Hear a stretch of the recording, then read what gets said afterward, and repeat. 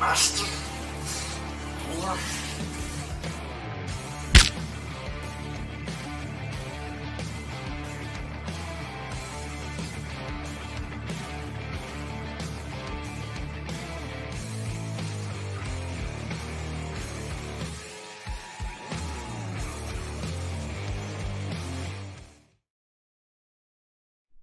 Bienvenue au podcast de Chant de Métal, le podcast animé par moi-même, Marco, et l'encyclopédie de la lutte au Québec, partout. Je sais pas comme un Italien. TJ Holiday et le retour du Third Night, Dave Gould. Bonsoir. Il semblait bien aussi que je reconnaissais le visage, je ne vois pas d'habitude. Moi, on dirait, si vous regardez sur YouTube, on dirait, moi, je suis dans une ruelle, puis les deux sont dans un nuage. Nous autres, on va allumer au bout du tunnel, nous autres. Un vrai Oreo. Fait que, non, c'est ça. Fait qu'aujourd'hui, je te dis, ça serait pas ma meilleure. Aujourd'hui, Tu commences, Cam, donne-toi une chance. nous sommes réunis pour une autre biographie, la biographie du mois de juillet. Il fait chaud. Quand t'enlèves ta casquette, t'as le crâne qui brûle. C'est pour ça qu'on parle de Bam Bam Bigelow. Hey, j'ai failli me raser la tête, faire un tatou comme lui, mais j'ai dit, garder une petite gêne quand même. T'as bien fait de te garder une petite gêne. Ça veut dire quoi, ça? Ben, c'est pas sûr que ça t'irait bien un tatou sur la tête. Ben, surtout pas de cheveux non plus, là. Ben, un jour, on va. Probablement qu'un jour, on va se voir vraiment plus de cheveux. Dave, c'est déjà commencé, il l'assume juste pas encore. Là, mais...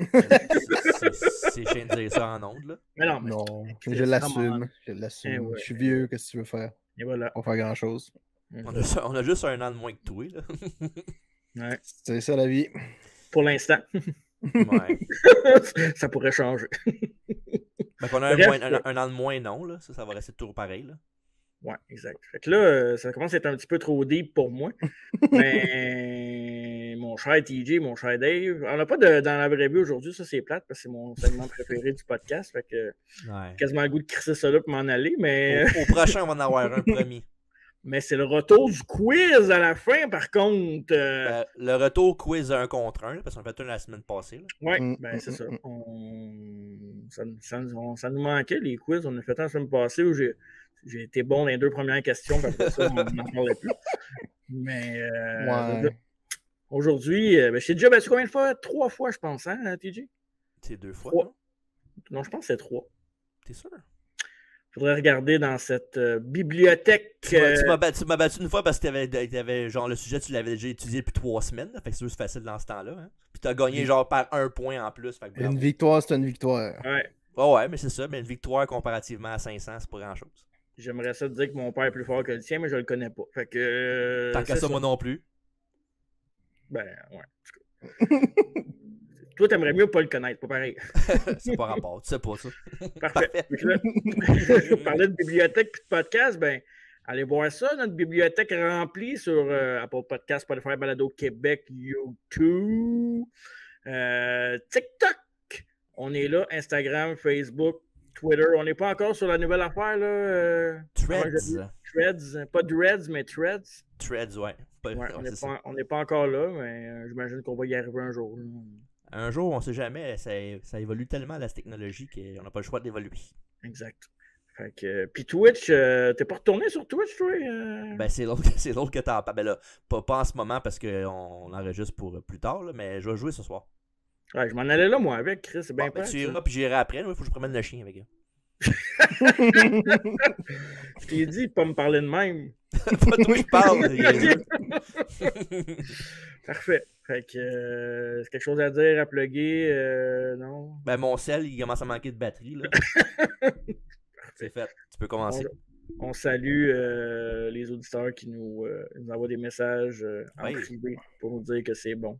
Fait que, à cette heure, faites-le arrêtez d'avoir honte, puis faites-le En public. Faites des En commentaires public. YouTube, puis voilà.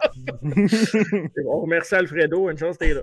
Hey, vous Parfait. êtes bon, merci beaucoup pour votre podcast. Ok, ouais, c'est vrai. J'ai rien dit, là. Fait que Bam Bam Bigelow, longue carrière, évidemment, sans faire mes recherches, moi je connaissais plus la run de Bam Bam Bigelow à partir de 1993 WWF. C'était sa deuxième run, chose que j'ignorais avant de lire et d'écouter plein de trucs sur Bam Bam. Et non, je parle pas du gars des Flintstones, là, le petit gars des Flintstones. Bam Bam! C'est pas Bam Bam Gros Boudin non plus. Non, ça, je voulais pas le dire parce que moi, je plug pas les gens qui parlent pas de moi. Parfait. Bon, fait que, on peut passer à autre chose. Hein? On n'est pas du monde dépassé. Ici, on est d'actualité. Parfait. Même si on fait un podcast. Un bio d'un gars qui est mort depuis genre 10 ans. Hey, un peu de respect pour les morts. C'est vrai, pareil. J'ai du respect pour les morts. C'est une légende, pareil. Ouais, c'est une fucking légende. Ben oui, les bios, c'est fait pour ça. Qui est probablement dans mon top 3 des big guys. Mon premier, pour ceux qui me connaissent un peu, c'est Yokozuna, évidemment. Puis on va reparler d'un autre big guy qui était lié un peu à Bam Bam Bigelow, surtout dans les années au Japon. En début de biographie, on va en parler. Bam Bam Bigelow, vous autres, je sais que Dave, c'est un fan de Bam Bam Bigelow, c'est sûr. C'est ton genre de lutteur, puis en plus, il a fait pas mal de hardcore. Fait que... Ah ben, dans le temps de la l'AEC, c'est sûr que les matchs étaient intenses, puis Ouais. c'est ça, quand il luttait, ça avait tout le temps de l'air réel, là, fait que c'est ça qui était... T'as vu beaucoup de matchs de la ICW de Bam Bam Bigelow, Dave? J'en ai vu quelques-uns, je pourrais pas te dire laquelle pay-per-view ou whatever, là, mais il y a une couple de matchs contre Taz, contre Spike, tous des matchs qui étaient violents. Aussi, j'imagine. Ouais, c'est pas mal toutes les mêmes dans le fond, là, mais il y en a une couple avec Taz où il a passé au travers de l'entrée, de la rampe d'entrée. Ouais, de le ring aussi, mais ça, dans l'entrée, ça a dû faire mal. Là. Il est tombé de tout son poids sur Taz, là, qui était dans son dos. Un stage de bois en plus. Ouais, ça a dû rentrer en crise, mais ouais. Non, il y a une couple de bons matchs, puis c'est ça. Moi, le fait qu'il les coups rentrent, il était physique, il était capable de faire du high-flying un peu. C'était pas tout le temps beau, mais ça avait de l'air tout en l'air de rentrer. Fait que... Exact. Ouais. Mais il y avait un look atypique aussi, fait que c'est ça qui est le fun aussi. Là. Il n'y a personne qui y ressemblait. Là, fait. Non. Mais c'est drôle, par exemple, que son suit, c'est comme un peu dégueulasse. Je trouverais ça dégueulasse quasiment pour n'importe qui, mais on dirait que parce que c'est Bam Bam, ça marche bien. Je veux dire, tu peux pas insulter Bam Bam. Ouais, mais c'est comme cliché, là, c'est un peu. Si quelqu'un porte raison, on ferait comme c'est dégueulasse, des flammes, tout ça. Mais on dirait que Bam Bam, tu peux pas l'écœurer avec ses flammes. T'sais. Ben non, parce qu'il a de l'air méchant. Fait que... Ouais, t'as pas le goût d'écœurer, tu sais. Ouais. Tu sais, il a de l'air méchant, puis en fait, je l'aurais pas vu autrement, je pense, qu'avec son kit. Ouais, sa run WCW, il était plus street laissé aller, là, si on veut. Là. Ouais. Plus vraiment de costume, puis il y avait des problèmes aussi, évidemment. Mais... Bref. WCW, mettons que ça se tenait pas fort, là. Ouais, tu peux faire pas mal un peu ce que tu voulais. Là. Ouais, c'est ça. Quand tu laisses tout le monde faire ce que tu veux, des fois, ça dérape un peu.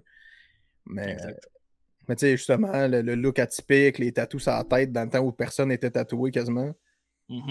Ça, c'était aussi intense, là. Il y a beaucoup de... C'est ça, il sortait du lot, là. Fait que c'était... À Star, les petites filles ont 9 ans, puis ont 3, on mange, puis un tatou sur la cheville, là, quasiment. Là.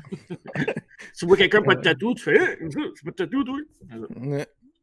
Ben, t'assumes que tout le monde en a à Star, mais dans ce temps-là, c'était surtout sa tête en plus. Là. Ouais. C'était pas. C'était rare en maudit. Fait qu'on va commencer ça avec Bam Bam Bigelow, de son vrai nom, Scott Charles Bigelow, qui est né dans le New Jersey. New Jersey! Donc, une ville assez rough. Moi, je me souviens, je me suis promené dans le New Jersey quand j'avais été à New York avec des amis, puis je promenais au New Jersey, puis il y avait juste une gang de Latinos qui nous regardaient au dépanneur, puis j'ai comme fait « Oh, ça se peut que ce soit ma dernière soirée. » G-E-T-S-S, Jets. Exact. Je faisais de la marche rapide cette soirée-là pour rentrer à l'hôtel, puis même à l'hôtel, j'étais pas safe. Fait que le New Jersey, c'est tough, très, très, très tough. Fait que Bigelow en fait partie de ces hommes tough. Dès son enfance, Bam Bam a eu plein de problèmes à l'école, des batailles, des bagarres. A été mêlé rapidement avec la justice. Il a fait 9 mois de prison juvénile. Donc, lui, il n'était pas là pour niaiser. Hein. Je veux dire, il n'emmenait pas un couteau dans un gunfight. C'est ça l'expression, hein, TJ? Ouais, j'ai comme dit français-anglais. Fait que... je suis pas libanais. Parfait. Fait que... Bigelow, rapidement, laissé à lui-même. Donc, il n'y avait pas vraiment non plus de scolarité. Je veux dire, il ne réussissait pas beaucoup dans la vie. C'était pas un bam-bam, mais c'était un bum. Pour pas faire de jeu de mots plate. Un bum-bum, c'est ça? Un bum-bum. Fait que, ouais, c'est ça. Fait que toujours des batailles à l'école. Tu sais, on parle pas beaucoup de ses parents non plus quand tu fais des recherches. Tu sais, c'est très vague là-dessus. Il semblait pas entouré par sa famille, évidemment. Fait que rapidement, Bigelow fait autre chose de sa vie, puis il va devenir ce qu'à peu près tous les top guys de cette époque-là où personne qui veut faire de l'argent rapidement va devenir bouncer dans les bars. Va devenir même il va conduire les escortes, dans le fond. Il va aller porter les escortes, il va les attendre. Là. Il y a un terme pour ça que je connais pas, là, mais c'est un hustler, ça se peut-dire? C'est un hustler? Ça se peut. Tu peux dire un chauffeur aussi, là. Ouais, c'était un chauffeur. Fait que, puis aussi, il acceptait de l'argent pour aller casser des gueules. Fait que, mettons, quelqu'un qui avait un problème, ben, il payait Bigelow, puis il allait régler leurs problèmes. Fait que, dans le fond, tout ce qui avait rapport avec le milieu des bars, la drogue, puis de la bataille, ben, Bigelow était là pour régler des comptes. Pas mal sûr que le gars qui frappait était pas mal plus magané que lui à la fin de la bataille, là, mais... Pas une enfance facile, une adolescence facile. Fait que Bigelow va se faire encore incarcéré en prison, mais cette fois-ci du côté du Mexique, excusez, dans son jeune âge adulte, où il va passer 6 mois en dedans au Mexique. Puis, évidemment, le fameux tatou avec les flammes qui va se faire sur sa tête. Mais au début, si je ne me trompe pas, il y avait juste le devant, de fait. L'arrière a été complété par la suite, là, un petit peu avant qu'il commence la lutte professionnelle. Fait que j'avais vu des photos qui avaient comme une demi-tête. Je fais comme, oh, là, j'ai pogné quelque chose parce que moi, j'ai toujours vu Bigelow avec la tête complète. Là. Fait que, en même temps, si tu dis qu'il a commencé en 93, c'est là qu'il y avait son full Ouais, non, je sais, mais même sur Internet, on voit souvent des photos de Bigelow et tout, mais c'est pas le genre de photo que tu vois. Il faut vraiment que tu creuses, puis là, tu vois, OK, il est allé à telle école, il a fait de la prison, puis là, tu vois les mugshots, puis ces affaires-là. Là. Ouais. Fait que Bigelow s'est forgé en prison pendant 6 mois, mais par contre, quand il est sorti de là, il voulait comme reprendre un peu sa vie en main. Là, à un moment donné, quand tu passes du temps dedans, tu réfléchis soit que tu sors et t'es pire, ou soit que tu sors et tu essaies de t'améliorer un peu. Il a fait des compétitions de arm wrestling, où il a gagné plusieurs compétitions de arm wrestling à haut niveau. Il y a même, au poignet. Tire au poignet pour les intimes. Toi, tu sais du poignet, TJ? Ça dépend lequel. Petite blaguette, non? Parfait. Fait qu'il a même gagné des compétitions. Il est allé dans des compétitions internationales où il a fini, je pense, c'était 3e ou 4e. Donc, dans les meilleurs au monde. Fait que tout qu'un poignet, Bigelow, c'est pratiqué en dedans. Il y a eu du temps au Mexique, ça jouait fort. Fait que, il dit tantôt, il est mexicain à New Jersey. Hein, attention, avance. Fait que quand il est sorti de là, il a fait ça. Puis après ça, il a commencé à faire de la lutte, pas de la lutte, mais de la lutte olympique, si on veut, dans des compétitions de lutte. Puis il a fait aussi des compétitions de jiu-jitsu puis d'arts martiaux mix. Fait que agile le bonhomme, parce que tu sais, il était quand même 6'2", 390 livres. Fait que moi, je fais même pas 6 pieds, 230 livres, de la misère à attacher mes souliers. toi, tu fais un dunk de basketball, t'es dans le lit pour 2 jours. Ouais, c'est ça. On n'est pas à la même place, mettons. Hein. Fait que, c'est ça. Fait que des cours de jiu-jitsu, des cours d'arts martiaux mix, puis de la lutte olympique. Aussi, une compétition qui a fini dans les 3 premiers. Malheureusement, on n'a pas réussi à rafler l'or pour ces compétitions-là. Mais c'est quand même bon de voir qu'il s'est rendu là avec tout le background qu'il avait, puis il a réussi à faire quelque chose avec ça. Puis après ça, il a commencé à s'entraîner pour devenir lutteur professionnel. De là où on fait la bio, puis ça nous intéresse aujourd'hui, c'est que évidemment, comme tout le monde, il était un fan de lutte quand il était plus jeune à la TV, fait qu'il regardait ça. Fait qu'il a décidé de s'entraîner. Lutteur professionnel. Puis, non, il n'a pas joué, il n'y a pas de background NFL ou quelque chose comme ça, mais il y a quelque chose qui revient dans toutes les biographies, qui s'en vient dans à peu près 2 paragraphes. Je m'allais le dire, mais je voulais pas. On se demande bien c'est quoi, hein, mais... Ouais, hein? Il n'y a pas de couronne, celui qu'on parle, hein, je veux juste le dire. Là, fait que, Non. Fait que c'est entraîné au Larry Sharp's Monster Factory. Aucune idée pour être bien franc, c'est quoi? C'est une place quand même reconnue pour avoir beaucoup de gars qui ont sorti de là. Je ne me rappelle pas les noms par cœur, là, mais malheureusement, mais je me rappelle d'avoir son nom, je l'ai entendu très souvent dans les années de la lutte que j'ai suivi. Fait que c'est quelque chose qui était plus 70 puis qui a continué par après. C'est probablement un lutteur des années 60-70. Aucune idée c'est qui Larry Sharp, ça, mais j'ai pas fait de recherche sur Larry Sharp, désolé. Là. Mais une biographie peut-être dans les 5 prochaines années. Je peux faire une petite recherche rapido de ceux qui ont entraîné pendant que tu continues à parler si tu veux. Mais comme tu dis, ça devait sûrement être pas une biographie, ça devait sûrement être une école reconnue parce que le premier show de Bam Bam Bigelow officiel, c'était en 1985 au fameux studio 54 à New York, le bar, qui était le promoteur à l'époque, M. Paul Heyman, qui roulait sa bosse, hein, on sait qu'il a commencé comme photographe et qui mettait un peu son nez un peu partout pour pouvoir rentrer dans le business. Je trouve qu'il a très bien réussi à Paulie.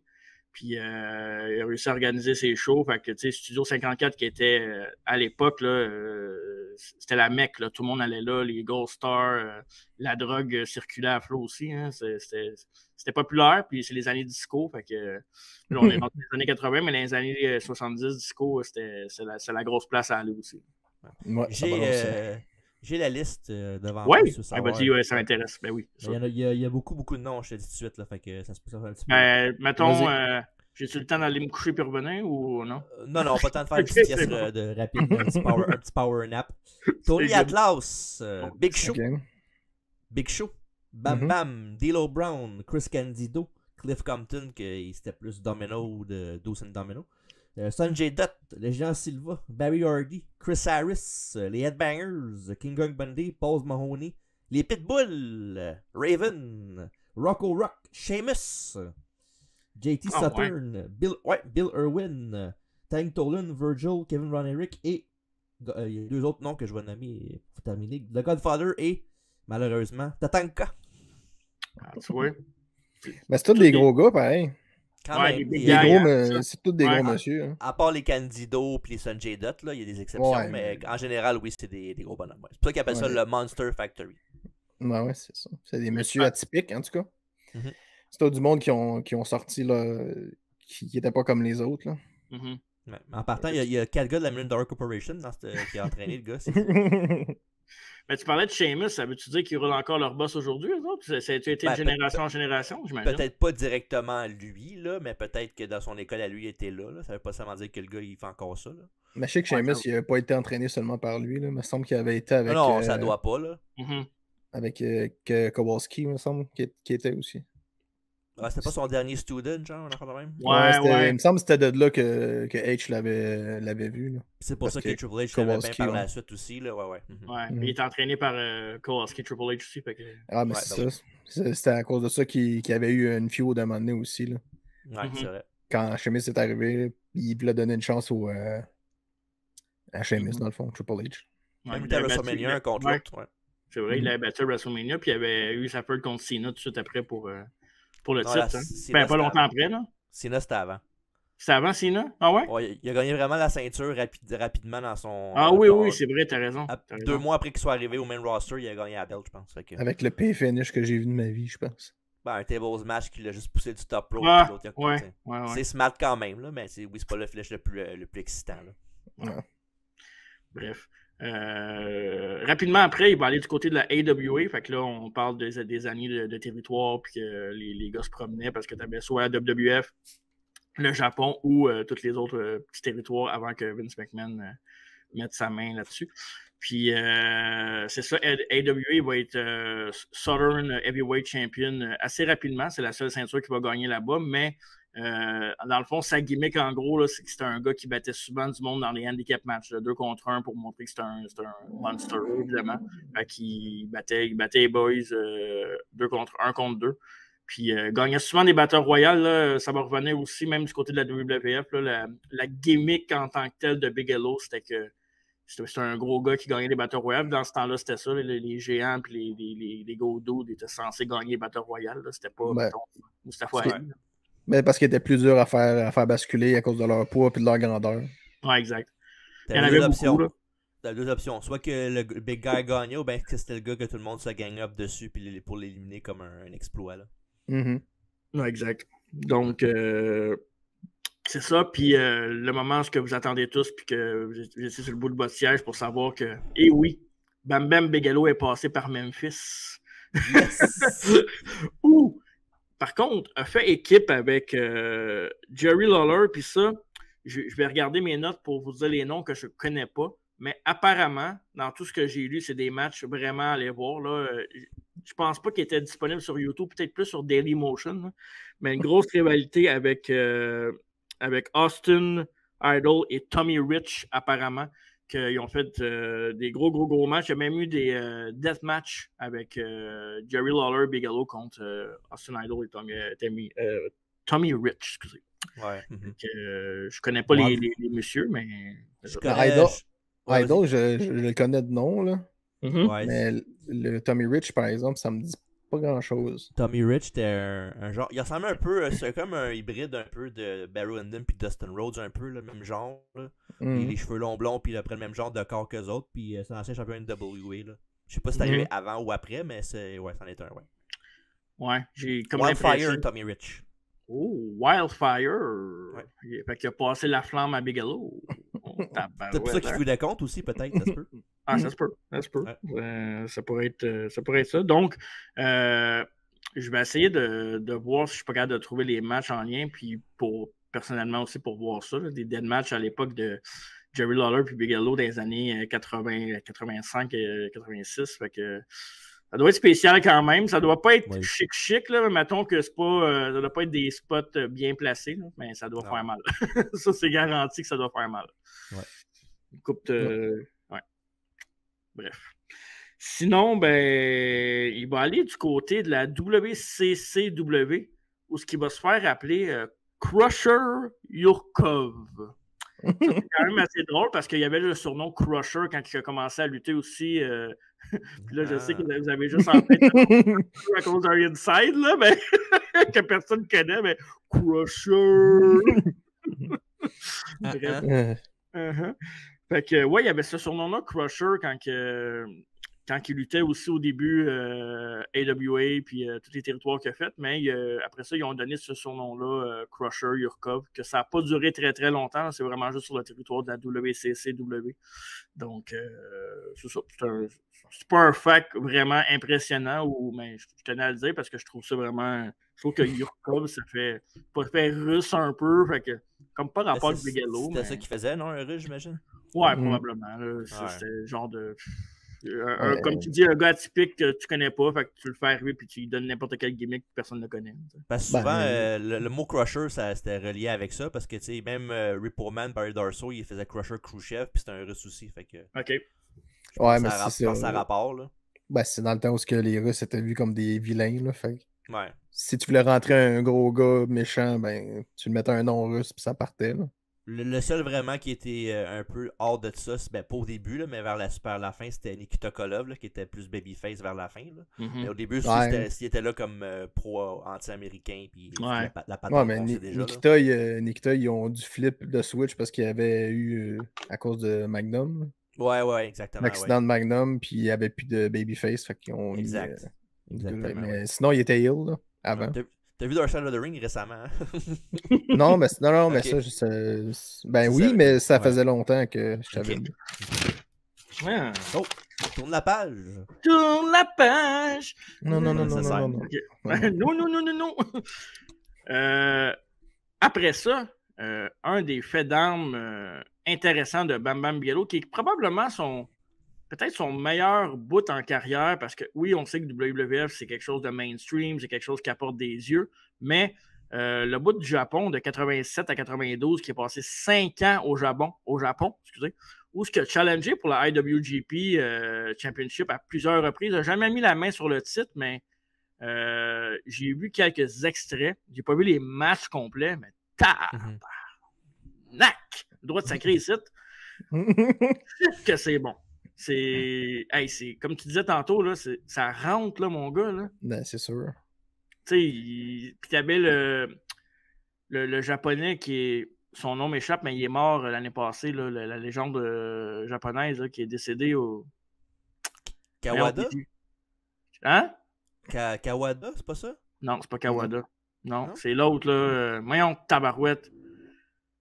Celui qui a lutté pour la. Oh, man, je me sens tellement mal d'oublier son nom. Bref, c'est pas grave. Kenta Kobashi? Ben, il a lutté contre Kobashi aussi, ouais, mais c'était pas Kobashi qui est mort. Dave, tu sais qui je veux parler, hein? Ouais, c'était pas le boss à un moment donné? Ouais, c'est le boss, c'est ça. C'est un des boss qui était en politique, puis que. Ça m'échappe aussi, là. Misawa, non? Non, Misawa, ça fait un bout qui est mort. Ouais. Non, c'était un. Ah, fuck, c'était le patron, justement. Ah, là, Inoki? Ouais, Inoki, exact. Ouais, c'est ça que j'oubliais, c'est ça. Fait qu'Inoki était champion, là? Ouais. Hein? Le champion Inoki? Oui. Le japonais qui s'appelle Antonio. Ouais, c'est ça. Le gros, tirais-tu des autobus avec sa barbe et ses cheveux, lui? Non, mais lui aussi, lui, il en a même maudite, par exemple. Ouais. Ouais. Non, on n'en parlera pas, là, mais il en a volé. Mais c'est ça, fait que lui, il était par champion. Lui, justement, en plus, par Inoki, en plus, qui a mangé une volée. Ouais. Solide, là. Solide. Il dans le visage, un peu, là. Allez voir ça ou pas si vous avez les lames sensibles, là, mais ça se trouve ces vidéos-là. Puis, moi, juste dire que Seth Rollins et son stomp, ils ont rien à dire contre ce combat-là. Inoki était champion dans l'époque où Bigelow était là. Il était champion longtemps, évidemment, Inoki, et puis il y avait il était un des patrons aussi de la New Japan, puis tout ça. Puis en tout cas, bref, allez voir ça si ça vous intéresse, ce territoire-là. Mais chose qui a été vraiment pertinente dans le bout de la carrière de Bigelow dans ces moments-là, c'est sa run tag team avec Big Van Vader, où ils ont été champions par équipe IWGP. Puis pour vrai, là, je parlais du top 3 tantôt, je voulais pas le dévoiler tout de suite, mais Yokozuna, Bigelow, puis Vader, pas mal mes top 3, là, parce que moi, Vader, je l'adore, là. Puis Bigelow aussi, c'est pas des gars qu'on parle souvent. Vader, peut-être un petit peu plus que Bigelow, là, parce que il était plus dans le title picture aussi de WWE, puis il a une carrière plus... Même WCW, il était de l'avant pas mal, là, avec des gros matchs avec les Sting et compagnie. Là. Mais ces trois gars-là, les boys, là, je sais pas ce que vous en pensez, là, mais Vader et Bigelow ensemble, calice de beau tag team, ça. Ouais. C'est un tag team que tu veux pas affronter, mettons. Là. Ouais. moi, je vois ça sur le board quand j'arrive, je m'en vais. C'est ça. Ouais. Sûr, mettons que la résistance n'aurait pas lutté contre, hein? Je sais pas s'il aurait résisté tant que ça, moi. Non, il aurait pas résisté, en effet. Tu peux pas go wrong avec ce top 3-là. Là, c'est pas mon top 3 à moi, évidemment, mais comme top 3, tu peux pas te tromper avec ça non plus. Là. T'as qui, toi, dans ton top 3, juste pour le fun? Moi, j'ai André dedans. Je pense que t'as pas de mettre André le géant dans ton top 3. Là. C'est peut-être pas le lutteur qui a fait les meilleurs matchs les plus intéressants, mais je pense qu'il faut que tu le mettes dedans. Puis, un gars comme Big Boffin aussi mérite d'être dans ce top 3-là. Ouais, j'avoue que... je te dirais que c'est pas mal ces deux-là que je mettrais avant Bigelow, puis... Vader. C'est qui? Yoko. Je pense que je mettrais Vader comme premier, moi. Ah ouais? Ouais, Vader, après ça je mettrais André, pour ça je mettrais... Ok. C'est pas mauvais, là, tu sais, je veux dire... Ben non, c'est bon quand même, là. Ben oui. C'est excellent. Moi, je pense que Yoko, c'est sûr qu'il faut qu'il soit là. Juste parce que il était trop bon. Parce qu'en même temps, il y a des gars aussi comme que Taker, il va considérer vraiment comme un géant, mais quand même. Des je comprends, mais tu sais, comme Taker, Diesel, c'était. C'est quand même des. C'est pas pareil, mais c'est. Moi, il y en a un qui ça a l'air un peu ridicule, mais Bubba. Ouais. Ray Dudley? Bubba Ray Dudley, ouais. Bubba, dans le temps, il était quasiment à 400 livres, là, puis il bumpait comme un Dolph Ziggler, à 150, là. Il était bon. C'est pas c'est un bon gars en équipe, là, mais je veux dire, les bumps, comment il bumpait, comment il vendait, puis tout ça. Ce serait peut-être pas dans mon top 3, là, ça c'est sûr, mais je pense que c'est un gars qu'il faut parler aussi, là, parce qu'il bougeait, il était excellent dans le ring. Là. Il a sa place. Il a sa place. Ouais, mais pas mal, je te dirais, moi, Bam Bam, Yoko, puis André, justement, aussi. Parce que André, c'est une légende, tu peux pas passer à côté. Ouais. Juste à cause des moments qu'il y a eu aussi, je pense que ça serait ça mon top 3 pour les gros monsieur. Ouais, mais André, c'est grâce à lui là, que du monde comme Bigelow a leur chance. Pas littéralement, mais pas loin. Là. Ouais, puis tu sais, faut pas oublier qu'André, on le connaît beaucoup de WWF, mais il a eu une carrière bien avant ça, puis il était agile que le maudit. On en a souvent parlé au podcast, là, mais. Il faisait des moves, des moves qu'on voit aujourd'hui dans la lutte normale, là, comme des high spots. Il en faisait dans le temps aussi. Là.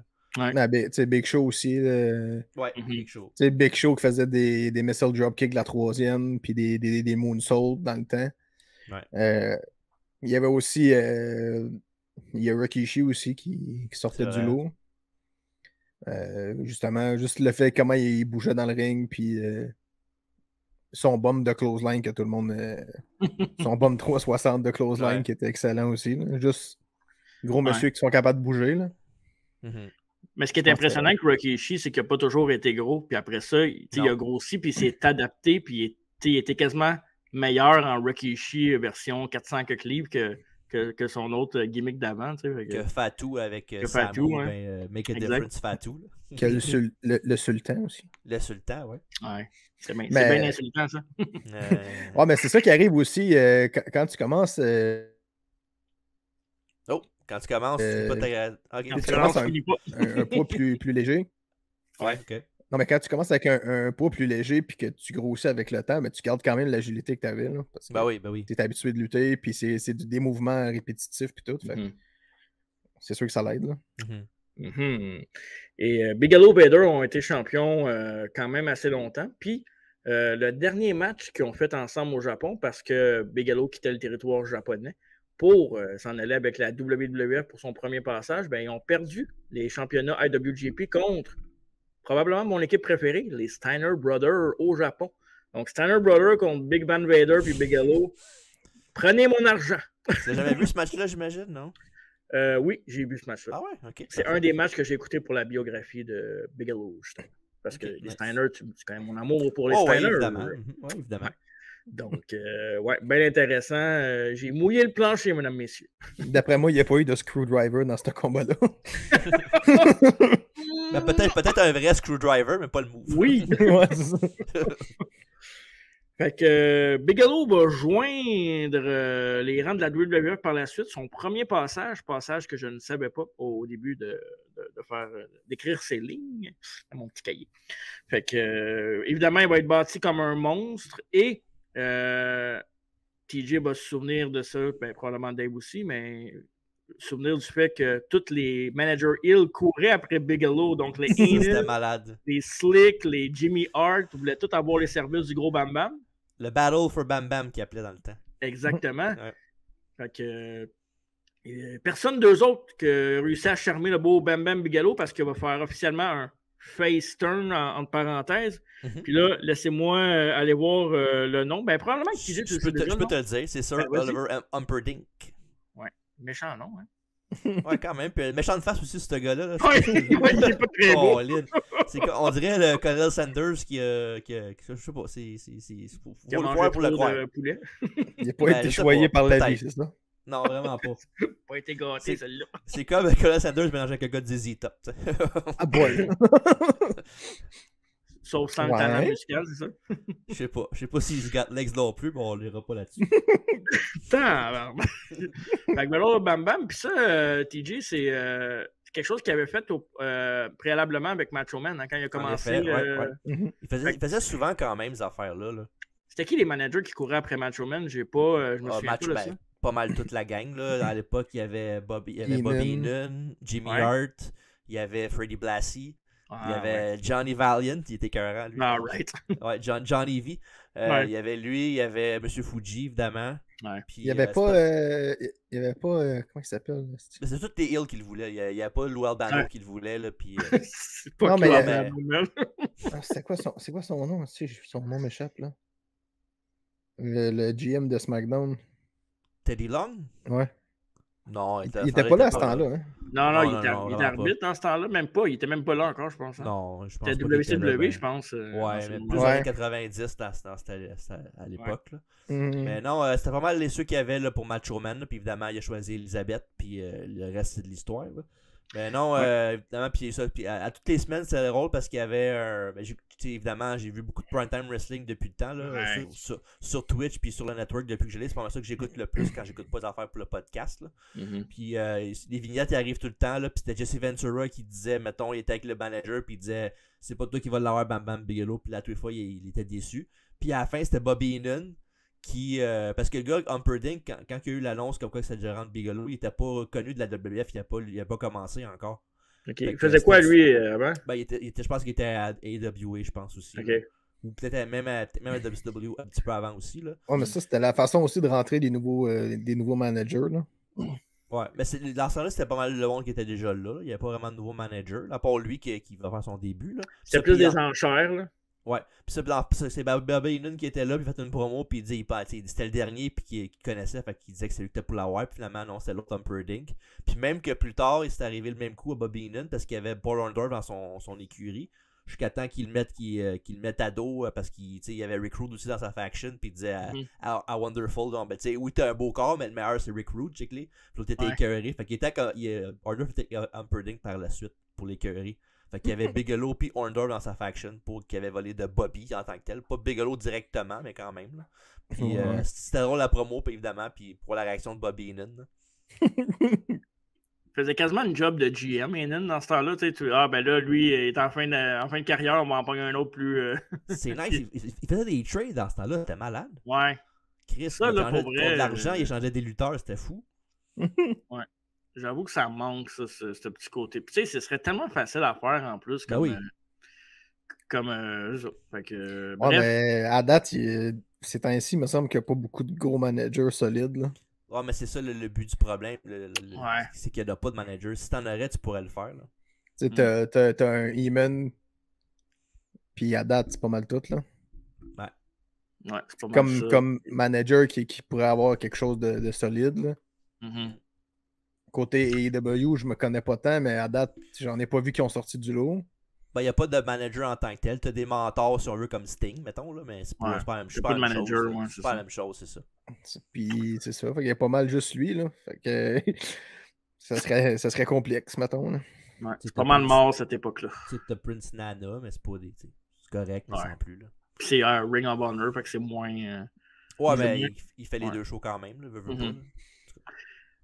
Sinon, Bam Bam Bigelow était du premier Survivor Series en 1987 dans un combat 5 contre 5 où il y avait d'un côté André le Géant, One Man Gang, King Kong Bundy, Butch Reed et Rick Rude avec Bobby Heenan et Slick. Et de l'autre côté, il y avait Hogan, Orndorff, Muraco, Ken Patera. Non, c'est pas... Correct. Et Bam Bam Bigelow. Ouais, vieux gag. Fait que c'est ça. Fait que c'était du premier Survivor Series match, puis ça a fait éliminer à la fin, à toute fin, par André, si je ne me trompe pas. Hein? Ouais. Avec une souplesse. Ouais. Pas une vieille souplesse de 8 pieds 4. De côté, là. C'était pas. Ah non. C'est plus un heptos qu'une souplex, mais bon, quand même. C'est pas grave. Mais dans le temps, c'est quand même un gros move par un gros gars. C'est ça. Fait que, c'est deux gros monsieur, là. Ouais, exact. Puis dans ce temps-là, ben, il y avait comme deux rivalités là, en parallèle. Là. Il luttait beaucoup contre One Man Gang dans les house shows et ces affaires-là. Puis tu avais aussi il y avait une petite rivalité avec Ted DiBiase. Puis qu'il y avait des combats Ted DiBiase et André contre Hogan et Bigelow. Ça, c'est cool en crise comme match aussi. Là. Ouais. Bigelow puis Hogan, là, c'est un beau contraste. Là, je veux dire, ça aurait pu quasiment être un bodyguard pour Hogan, mettons, un Hogan heel. Je sais pas, tu sais, je fais la bulle, là, je dis n'importe quoi, là, mais je veux dire. Bigelow avec Hogan, ça serait, je sais pas. Mettons Bam Bam de Surrender en 93, là, tu fais ça contre Hogan pour la belle pendant une couple de mois, là, ça pourrait être bon. Là. C'est vrai. Puis en plus, c'est lutté, fait qu'il peut encore plus vendre les moves à Hogan. Fait que... Exact. Puis je suis sûr qu'Hogan l'avait bien en plus, fait que c'est 2 plus pour lui. Ouais, mais je pense qu'Hogan avait peur pour son poste. Peut-être, mais il n'était pas dans l'optique du moment. Puis il était là pas assez longtemps pour faire ce feud-là en 87-88. Là. Mais bon, ça aurait pu être intéressant. C'est un bon what if. Là. Mais je pense que Bigelow rentrait aussi un peu, peut-être un peu moins, là, mais tu sais, genre les Briscoe, là, ils sont pas assez clean pour être à la télé. Bigelow, oui, il était là, mais ils n'auraient jamais mis leur marque, une image, genre Bigelow, c'est notre poster boy, ça serait. Oublie ça, jamais ça aurait arrivé. Non, mais ça aurait pu être un numéro 2 quand même assez solide. Là. Ouais, exact. On a vu Big Boss Man qui a challengé. Ça aurait pu être un top heel facile. Là. Il n'est pas plus payé que Brutus Beefcake ou des gars de même qui étaient comme numéro 2 pendant longtemps. Là. Mais c'est pas son ami. c'est pas l'ami d'Hogan. Ouais. C'est vrai que c'est pas un disciple. Un chum, c'est un chum, comme qu'ils disent. Non, il a fait une joke de disciple, j'ai compris. Ah oui, c'est correct. J'ai essayé de continuer en animateur professionnel. Parfait. Good. Quand ça me tente, là, ça me tente pas souvent, mais c'est bon, fois, parfait. Ça me tente. Fait que, ouais, c'est ça. Fait que, rivalité, bref, avec Ted DiBiase, mais c'est une rivalité qui a mené par après une grosse rivalité contre André le Géant avec des matchs d'envergure, entre autres au Madison Square Garden, Mythic Arena, on sait, pour la lutte professionnelle et plein d'autres sports. Fait que André le Géant contre Bigelow, sur papier, c'était un match pour hommes, puis dans le ring, c'était un match pour hommes aussi parce que ça a été stiff sur un moyen temps. André le Géant, puis ça, ton bon ami Bret Hart, mon cher TJ, qui avait dit que André avait stiffé pas à peu près Bigelow dans le match, quasiment qu'il aurait pu le tuer, là, apparemment. Mm-hmm. Mais par contre, ce qu'il n'a pas dit, Bret, c'est que Bigelow s'est pas laissé faire aussi. Là, il a stiffé non, évidemment. Fait que, ça a amené à des guéguerres entre les deux backstage. Il y a eu beaucoup de heat parce qu'André, c'est quand même une légende, mais on est quand même dans les années où André commençait à avoir des problèmes de santé. Il y avait ses problèmes d'alcool qui rentraient là-dedans. Bigelow n'est pas clean. Hein? Il est pas blanc comme neige, même s'il aime la neige. Fait que... Qu'est-ce qu'il y a? C'est pas pire, ça? Ouais, j'attendais la joke de quelque chose d'autre. Un grand poète. Mais non, c'est ça. Fait que ça a été bien compliqué entre ces deux hommes-là. On parlait tantôt de notre top 3 des big guys. Là, c'est que vous autres, vous avez André là-dedans. Moi, j'ai Bigelow. Fait que c'est un money match pour WWF à l'époque aussi. Mm-hmm. Fait que, ça a amené, par exemple, à ce que Bigelow a dû quitter la WWF à cause de ça, à cause de son hit avec André le Géant, entre autres. Puis, évidemment, André avait son monde avec lui backstage. Fait que ça n'a pas aidé Bigelow. Que Bigelow n'a pas dû non plus a pas dû agir non plus de la bonne façon. Là. Il s'est défendu, mais bon. C'est, en business, la lutte, c'est pas mal ça. Là. Le backstage, les égos, puis tout le kit. Fait que je pense pas que Bigelow aurait passé par-dessus André, même aux yeux de Vince, puis n'importe qui. C'était protégé à Vince aussi. Là. Fait que... Ouais. Fait que quelque chose à rajouter là-dessus, messieurs? Des choses qui arrivent quand c'est. Non, mais ce business-là. Oui. Si tu laisses plier ses pieds, tu peux pas vraiment faire grand-chose. Puis Bigelow, il était bouncer, il a fait plein des tirs au poignet. Fait que je pense pas qu'il avait le goût de se faire péter la gueule par rentrer puis de pas dire un mot, pas rien faire. Là, fait que... Non, c'est ça. Il avait son. Il a fait ce qu'il devait faire, en fait. Si ce serait laissé marcher sa tête, il n'aurait pas été respecté backstage pareil. Dans ce temps-là, si tu te laisses faire et tu réponds pas, t'es quasiment à la honte du backstage. Mm-hmm. Fait que juste le fait qu'il ait répliqué à André, ça lui a donné un aura de badass après dans toutes ces autres. Partout ce qui est passé après. Là. Je pense qu'il a fait la bonne affaire pour lui et sa carrière aussi. Là. Mm-hmm. Ensuite, Bigelow va quitter, après, comme j'ai dit, la WWF par la suite. Il va retourner se promener un petit peu, puis il va raboutir au Japon pendant 2-3 ans. Japon et WCW. Par contre, je vais passer un peu vite sur cette époque-là, c'est que ce qui va empêcher Bigelow de rester avec la WCW à cette époque-là, c'est que le fait que il était sous contrat avec le Japon, puis c'était compliqué avec les visas, puis toutes ces affaires-là. Fait qu'il ne pouvait pas lutter pour les deux. Mais il y a quand même eu des matchs de grosse envergure pour le championnat de l'SW, entre autres, et où il avait affronté Vader, son ancien champion de New Japan. Fait qu'il y avait un match entre les deux, Big Van Vader et Bam Bam Bigelow pour le titre. Donc, titre qu'avait remporté Vader, qui était dans ses grosses années aussi en tant que champion, puis il y avait le momentum du Japon de son côté aussi. Vader qui était resté un petit peu plus longtemps de ce côté du Japon, qui a fait sa renommée, évidemment, comme on le connaît. Donc, il a affronté des bons gars aussi, Bigelow, dans cette petite période-là. Il a affronté Barry Windham. Pour ceux qui ne le savent pas, c'est l'oncle à Bray Wyatt. Fait que si vous ne l'avez jamais entendu au podcast, je vous le dis tout de suite. Puis, il avait aussi lutté International Wrestling Grand Prix. Un autre match contre Vader et contre... Grand Prix, tu veux dire? Grand Prix ou Grand Prix? Puis, tu te souviens-tu, TJ, de Return of Robocop? Ben oui, oui. Avec Sting, c'est ça. Sting dans la cage, puis l'autre qui fait les barres. Ouais. Fait que t'avais Cactus Jack puis Kevin Sullivan qui était en fait Cactus Jack et Bigelow qui ont perdu contre Kevin Sullivan et Norman de Lunatic. C'est qui Norman de Lunatic? Norman Smiley, non? Non, c'est été par la suite Bastion Booger. Ah, c'est Bastion Booger? Ouais.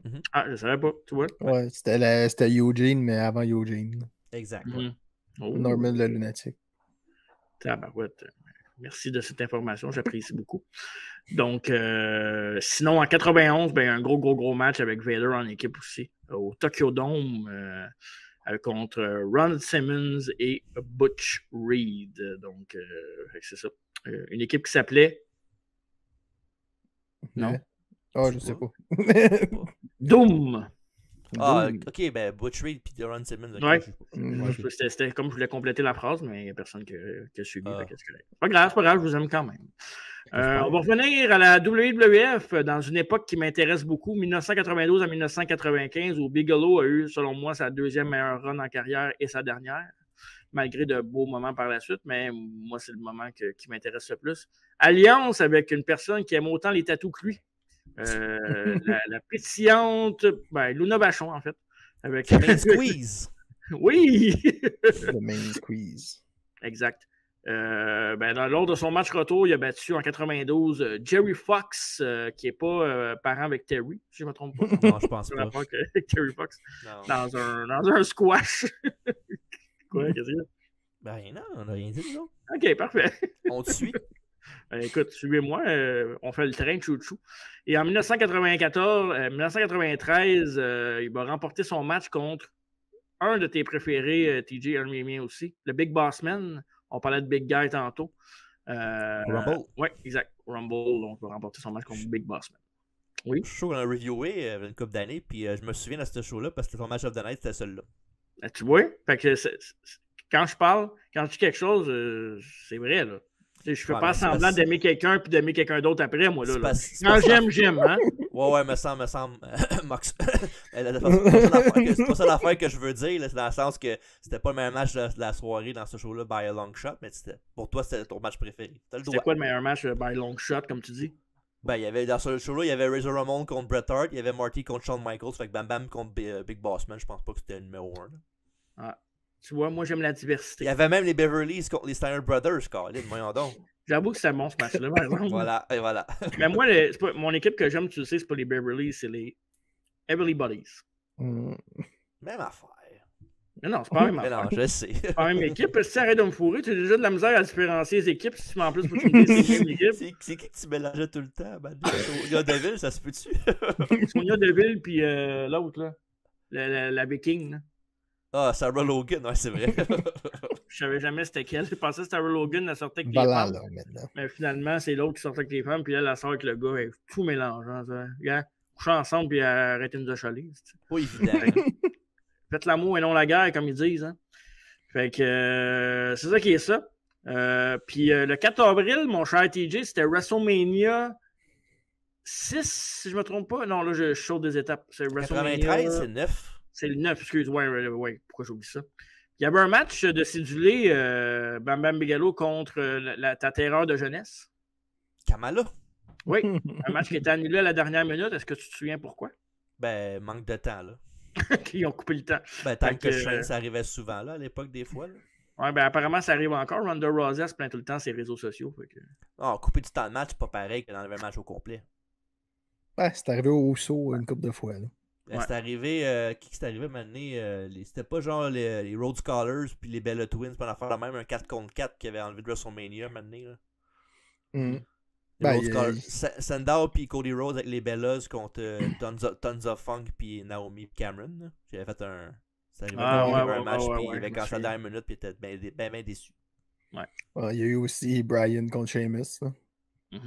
Dans ce même Mania-là, qui avait pris 3 secondes, 5 secondes, quelque chose de 18 secondes. Ouais, 18 secondes, ouais. Ah ouais, le bec, le kick, là. Ouais, parce que Brodus Clay il avait dansé pendant une demi-heure.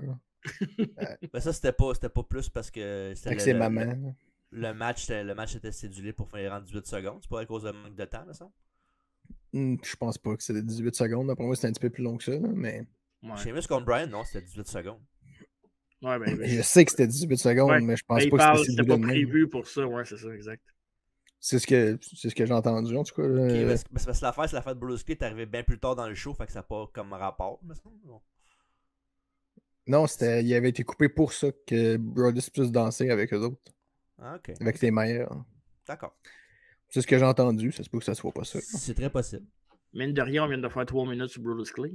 On parle de Big Guy.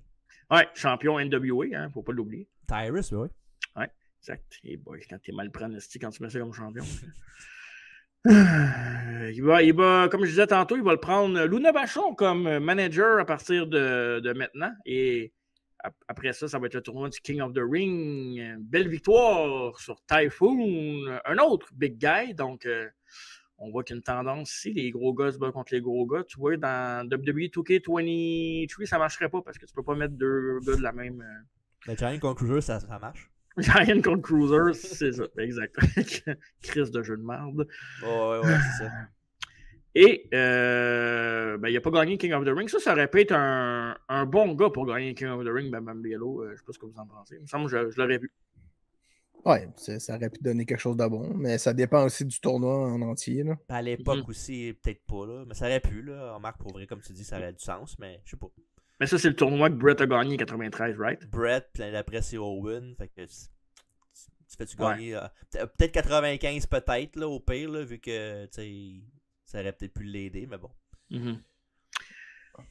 Bon, mais c'est pas grave. Écoute. Mais non, l'important, c'est de participer. Ouais. Et c'est pas grave parce que pas longtemps après, il y a eu un match pour le championnat intercontinental contre nul autre que Party Marty. Un peu. Pour Alfredo, parfait, c'est fait. C'est coché.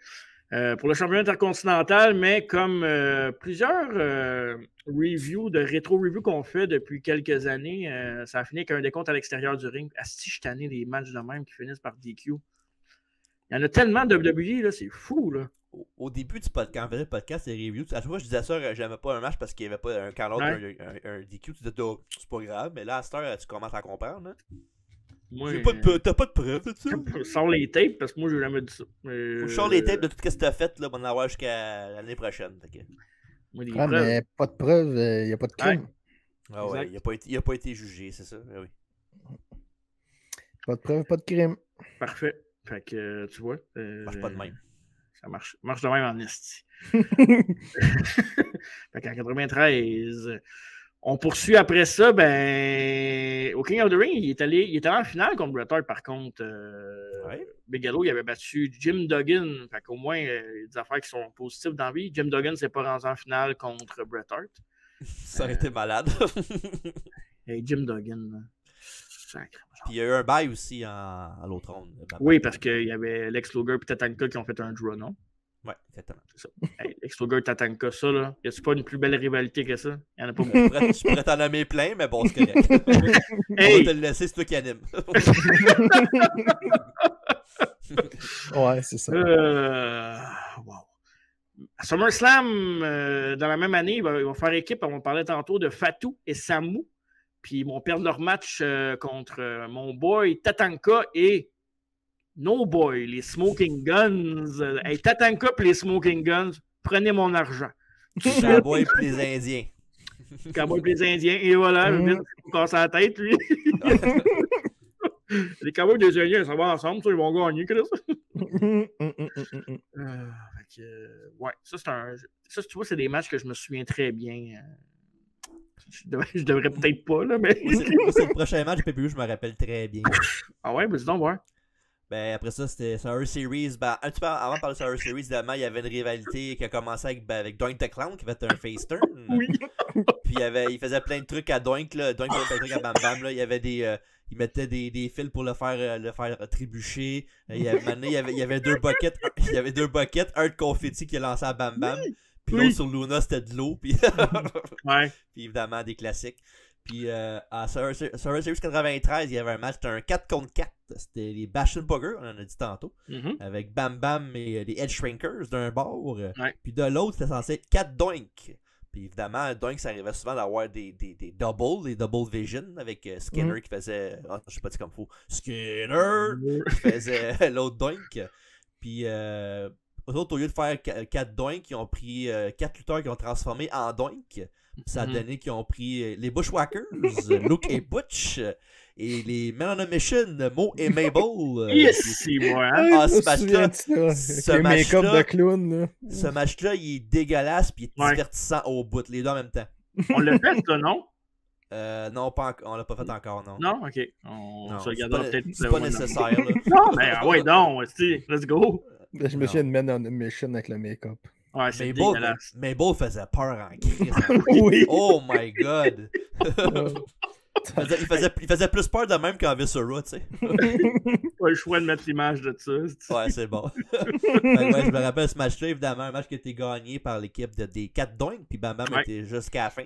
Puis à la fin, ils l'ont battu avec un, je pense que c'est Mabel qui a fait une leg drop, puis les 4 sont mis dessus pour le compter, là.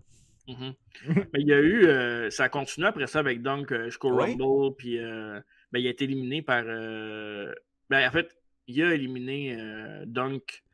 Bam Bam est arrivé. Et Tatanka, puis il s'est fait éliminer par Luger par la suite. Oui, à fond, Bam Bam est arrivé, puis je me rappelle l'élimination, c'était Dunk qui était dans la ring avec Crush, puis. C'était qui, là? Crush, puis un lutteur. Peut-être c'était Diesel. C'était Diesel, puis lui qui était dans la ring. Puis quand Bam Bam est arrivé, ils l'ont laissé péter Doink à lui tout seul. Puis je me rappelle l'élimination, il l'a pogné. Puis il l'a vraiment press-lamé du ring jusqu'en bas. Puis je me rappelle que Doink est tombé face first en bas. Puis ça avait pas l'air à faire du bien.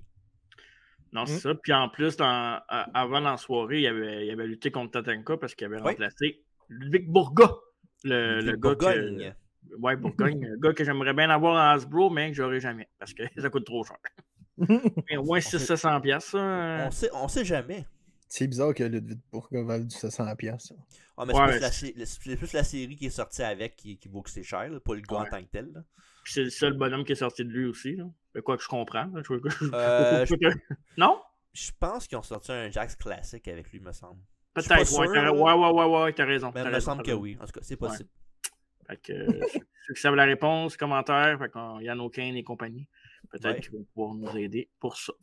Fait après ça, on se dirige tranquillement par il y a l'autre tournoi de King of the Ring qu'on pourrait parler, puis après ça, il y a Mania 10 qu'on n'a pas dit. Oui, exactement. Le combat mixte. Le combat mixte avec Bam Bam Bigelow et Luna Vachon. Luna Vachon contre Doink and Dink.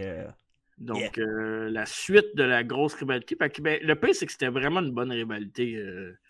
C'était bonne rivalité. C'était correct, là. Non, mais je veux dire, tout ce que Dink et Dunk faisaient dans ce temps-là, parce que c'était quand même les années 90, c'était drôle, c'était un peu de l'humour pipi, là, mais c'était drôle, puis c'était divertissant. Puis Bigelow jouait bien son rôle. C'est un gros gars qui court après des nains, puis après un clown. Toujours. Pour une feud de bas de carte, c'était bon, là. Ouais, exact. Puis il était crédible aussi dans ce qu'il faisait, les gars. Là. Fait que c'est juste, on te donne ça, arrange-toi avec ça, puis fais le meilleur que tu peux faire avec ça. Puis c'est ce qu'ils ont fait. Bam Bam qui court après des nains, là. Ouais, c'est cool, là. Ce match-là, drôle, il est vraiment drôle, ce match-là, avec celui de WrestleMania 10. Là, il est vraiment drôle. Là. Ouais. Il n'y a pas grand match de mauvais, de toute façon, à WrestleMania 10. Là. Non. C'est une carte bottom to top, top to bottom, comme on dit. Là. C'est quelque chose. Qu'est-ce qu'il y a? Ouais, non, correct. On dirait que tu voulais rajouter quelque chose, genre ferme ta gueule. non, je ne dirais pas à voix haute.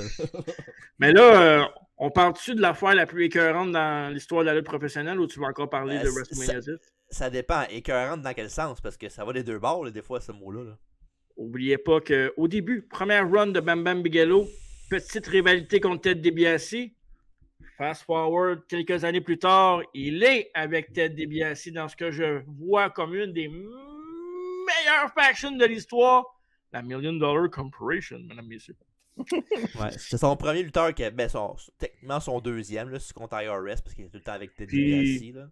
J'ai pas répondu, là, j'ai vu vos commentaires, toi et Alfredo, sur YouTube cette semaine, c'était la $1 Million Corporation. Là. Bam Bam Bigelow, Ted DiBiase, IRS. Ouais. Ted DiBiase en manager, là, c'est pas pareil, là, arrête, là. Hey, Ted DiBiase, là, il pourrait s'asseoir dans le coin de ma cuisine, périr pendant 3 heures, ça serait le meilleur. Avec son rire, il va se tanner vite. Christelle DiBiase, hey, je m'excuse, là, mais Ted DiBiase, là. Pas grand-chose dans sa vie qu'il a fait qui était pas bon. Hein. Ouais, mais en manager, pas voler son église, là, mais... Ouais. En même temps... C'est à cause de ces gars qui a fait ça, c'était pas lui. En même temps, tu vois du monde qui s'en prennent aux enfants. Correct, tu sais? Non, mais c'était son église à lui. Ouais. Ben, tu vois, il a le droit de se voler, c'est à lui. Non, c'était pas... ben, pas là, son argent. Il se l'emprenait à lui-même, c'est ça? C'est compliqué, mais tu sais, tu vois, ça, c'est quelque chose qui serait jamais arrivé avec Sœur Everett à Saint-Gemma-Galgani. C'est vrai, ça. C'est vrai. C'est vrai que Sœur Everett était solide. Pensez jamais d'habiter ce là podcast. Mais oui, si, on peut tout merci pour la nostalgie. Fait que oui, là, je t'ai nommé 4 bons gars. Tu peux enchaîner, là, tu vas me dire King Kong Bundy. C'est pas le meilleur, mais King Kong Bundy. Tatanka, Tatanka. En heel, il est dégueulasse, là. Babyface, ok, mais heel, il était dégueulasse. Faut rester poli avec les gens des Premières Nations. Oui. Ben là, je ris pas de sa nation, je ris de lui qui est pas bon. Attention, parce que moi, j'ai été à Kanawake toute la semaine, puis j'y retourne la semaine prochaine. Fait que, watch out, mon chum. Ouais, c'est ça. Ça va prendre des leçons de Tatanka. Moi, je t'accueille là en héros. Quand je passe, ça fait aïe, aïe, aïe, aïe, aïe. À chaque fois que je passe avec le char, c'est malade. Ça aussi, c'est un peu. Ouais, Tu sais, tu parlais tantôt de New York, là, tu marchais vite. Là. Je pense que là-bas, faut que tu conduis vite aussi. Exact. Ouais. Bref, qu'est-ce que tu as à dire contre le milieu? Qui d'autre nomme-moi donc d'autres personnes qui te dérangent là-dedans? Kama, Mustafa, le Ultimate Fighter dégueulasse. Nikolai Volkov qui était past his prime en tabarnouche en 1995. Ouais. Le seul que je te dirais que. Les deux seuls vraiment là, que je te dirais que. Parce que oui, Sid, tu peux dire Sid pour l'ensemble de son œuvre, mais pour la Corporation, il était dégueulasse. Il faisait rien, il était pas bon, il perdait tout le temps. Les seuls que je te donne d'accord, là, c'est Bigelow puis 1, 2, 3 Kid. Le reste, non. Mettons que c'est devenu comme une. Ouais, c'est pas hater, je dis pas que j'aimerais ça si j'aime pas ça, mais non, mais j'avoue que Volkov n'a pas rapport ben. Volkov, Kama, je comprends parce que c'est comme le muscle. Là, la seule affaire de Volkov, c'est que DiBiase avait mis un signe de scène au lieu d'un signe de pièce sur culotte. Ça, c'était malade. Mais non, c'est. Ben, je pense que ça aurait pu être mieux ficelé, mais t'avais peut-être les meilleurs mid-carders dans cette chose-là. Là. C'est parce que l'affaire, c'est que c'était trop long. Ça a duré 2 ans. Puis il y a aussi, t'as pas parlé d'Undertaker, le Undertaker aussi, il fait partie d'eux autres techniquement. À SummerSlam, là, 94. Là. Ouais, c'est pas, un petit peu avant ça, il avait managé DiBiase pendant quasiment 3-4 mois avant le gros match. C'est vrai. Fait que, non, c'est ça. Ben, on en a parlé beaucoup là, de la $1 Million Corporation récemment. Fait que je veux pas trop m'attarder là-dessus, mais Bigelow était quand même là 2 ans. Tu sais, quand je dis. J'ai comme un mix emotion un peu là-dessus. Là. Je comprends qu'à un moment donné, c'était comme trop le monde. C'est devenu un peu. Je ne veux pas dire la NWO, je ne veux pas comparer NWO à $1 Million Corporation. Mais tu sais. C'est qui non, mais je parle quand tu ajoutes du monde pour rien, mettons. Là. Oh, ouais. Fait que, non, c'est ça. Fait que c'est pas mal ça. Mais il y a une affaire que je veux vraiment parler qui est un highlight, puis je veux sauter directement à ça parce que je veux parler du main event parce que Bam Bam Bigelow a fait le main event de WrestleMania, qui est pas rien. Puis à l'époque, je me souviens comme petit cul. Tu sais, comme quand on a parlé à un moment donné, quand on a fait j'avais fait un. Voyons, je me souviens pas de quelle chose qu'on avait parlé, Luger Tatanka, je pense, puis j'avais dit que j'avais commencé à écouter la lutte vraiment que je me souviens en 93. Puis après ça, je parlais de WrestleMania, puis je parlais de SummerSlam avec mon oncle, tout ça. Mais je me souviens exactement là, de ce match-là, puis je savais qu'il n'y avait aucune crise d'idée que c'était qui Lawrence Taylor, à part qu'il me montrait un joueur de football. Dans ma tête, c'était pas clair. Là. J'avais aucune idée de c'était quoi nécessairement la NFL, tout ça. Ouais. Mais Chris, pourquoi ça l'a main eventé WrestleMania? C'est-tu vraiment parce que c'est WrestleMania pour on vend les vedettes?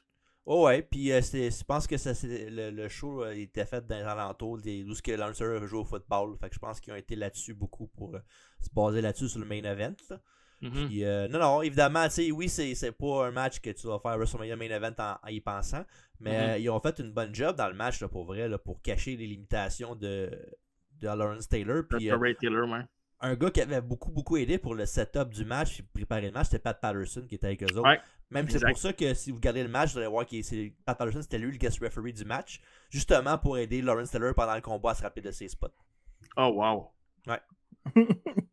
C'est quand même drôle. C'est pas comme s'il avait pratiqué 3 vendredis de suite. Non, c'est ça exactement. Mais tu sais, même le build-up pour mener à ça, tu sais, c'est. Oui, à cette heure, tu le vois 1000 fois que le gars il est dans l'avant front row, puis il va voir la lutte, puis l'autre il l'écœure avec son popcorn, puis le coup sur le popcorn de Lawrence Taylor, la main en face avec les lunettes tout croche. Ça, c'était bon, par exemple. Le début de la feud était vraiment bonne, là, pour vrai. Là. Avec l'autre qui il rit un peu de lui, puis après ça, il veut lui serrer la main, puis l'autre le pousse, puis là, tu vois, il se relève, puis genre, ça va t'arracher la tête. Puis ce qui était drôle là-dedans, c'est que la storyline par la suite, c'est que WWF était genre, ben là, on s'excuse, on voulait pas faire ça. Lawrence Taylor, c'était un invité de la compagnie. Ouais, un peu la Tyson à l'époque, puis après, là. Bigelow a été overboard, il faut qu'il s'excuse, puis tout. Puis là, il a fait un row complet où il allait avoir Bam Bam, puis il voulait pas s'excuser, puis il a dit, moi je m'excuse pas, c'est il m'a écœuré, il a eu ce qu'il méritait, puis c'est tout. Puis c'est là qu'il a commencé le build pour le match, puis c'est quand même bon quand tu vois que c'est pas un gars qui est non-lutteur, là, puis que c'est un guest. Pas un guest referee, un invité spécial. Ouais. Puis tu sais, Taylor avait comme un peu l'attitude un genre de Mayweather de l'époque, là, si on veut, le bad guy, puis tout ça. Puis tu sais, c'était comme un peu réel, là, tu sais, puis Bigelow était plus crédible que Big Show avec Mayweather, je trouve, quoique à un moment donné, quand l'autre il l'a punché, je pense que c'est devenu réel assez rapidement. Mais ça avait été à la demande de Big Show. Hein. Il avait demandé du casser le nez pour ajouter à la storyline. Ouais, exact. Fait que, why not? Mais non, c'est ça. Fait que c'était très street entre Taylor et Bigelow. Puis, tu sais, je sais pas, ça lookait real. Puis, tu sais, je pense qu'ils ont fait une bonne job. De mettre main event, pas sûr. T'étais pas. C'est comprenable, là. C'est correct. Là. C'était pas un gros WrestleMania, par contre, ça me semble, ouais. Non? 13? C'est 13? Non, c'est WrestleMania 11. Ah, c'est 11, ouais, c'est ça. C'était pas un gros WrestleMania. Non, vraiment pas. Puis, tu sais, c'est pas la seule fois qu'ils ont mis un lutteur invité, un mainstream lutteur, un gars mainstream dans un main event de WrestleMania pour mousser les ventes, là. Puis, ils ont fait ça pareil avec Mr. T à WrestleMania 1. Tu sais, c'est pas la même envergure non plus, là, évidemment, Mr. T. Puis, ouais, t'avais Hogan aussi. Avec Hulk Hogan, Piper, puis Orndorff. Ouais. Mais c'est bien enlevé à Bigelow, là, mais c'est pas un vendeur non plus. Là, mais ça reste la même chose aussi. Puis, ils ont mis Bigelow parce qu'ils savaient qu'il était pour faire un bon match. Puis qu'il était capable de le faire. Ouais. C'est ça. Ben, c'est cool. Ouais, c'était cool pour l'époque, mais ça cache aussi le fait que WrestleMania 11, ça camoufle le fait que WrestleMania 11 c'était pas un très grand show, mais pas mal sûr qu'il aurait pas avoir un autre main event que ça, mais je comprends la décision de business. Sur ce show-là, il y avait Diesel contre Shawn Michaels. Hein? Juste de même, juste ça. Ouais, mais... Mais faut dire aussi qu'on n'était pas dans cette... On connaît pas l'arrière-scène, ouais, c'est ça. Bon, on connaît pas l'arrière-scène, mais on n'était pas vraiment... on n'est pas né dans ce temps-là non plus, fait qu'on connaît pas vraiment le fame de Lawrence Taylor. Ouais. Puis le football en général. En général, à ce moment-là, moi, je le connais pas plus qu'il faut non plus. Je sais que c'est une légende du foot, mais on le connaissait pas parce que on était même trop jeune, mais c'était une grosse vedette, là. C'était un All-Star puis tout. Fait que je peux comprendre le move, là. Mais c'est ça. Mais c'est sûr que quand tu le connais pas, quand t'as pas vécu dans ce temps-là, c'est bizarre, là. Ouais, exact. C'est qui le monsieur, là, on le connaît pas, mais... En même temps, en 95, là, le WWF était pas dans l'or. Il y avait de la misère avec les ratings puis tout ça, puis faire de l'argent. C'est leur période la plus creuse de leur histoire pour vrai. Là. Ouais. Puis tu m'ouvras pas le needle si tu mets un match que tu peux voir n'importe quand lundi soir à Raw, Shawn Michaels contre Diesel, même si c'est un excellent match. Là, c'est deux des meilleurs lutteurs à l'époque là-bas. Ouais. Mais c'est pas, dans leur tête à eux autres, c'est peut-être pas même que tu vas vendre un événement principal de pay-per-view. Le roster peut t'amener plus de monde que quelqu'un qui connaît pas Shawn Michaels et Diesel. Non, c'est sûr. Ouais. Puis WrestleMania, c'est ce que Vince voulait aussi, c'est que ça devienne quelque chose que les vedettes vont parler, que les réseaux de télévision parlent à cause des vedettes. Fait que, ce que c'est devenu par la suite. Exact. Tu vois, aujourd'hui, tu as des Logan Paul etc. qui font des matchs. Fait que... Deux trucs que je me souviens vraiment de ce match-là, WrestleMania 11, c'est qu'il y avait Lawrence Harris fait changer sa tune par Salt and Pepper. Ça, c'était malade. C'est vrai. C'est une affaire qui est plus sur le network si vous le regardez là-dessus. Là. Ils l'ont coupé, je pense, à cause des droits pour la musique. Là. Ouais. Ça, puis évidemment, il y avait Bam Bam contre Lawrence Taylor, mais il n'y avait pas juste eux autres. Là. Il y avait du monde autour du ring, genre des joueurs de football, puis la Corporation d'un bar. Ouais. Puis là-dedans, je me rappelle, c'est qu'il y avait un des gars dans l'équipe de football, c'était le Mongo McMichael. Il était des Giants de New York. Là.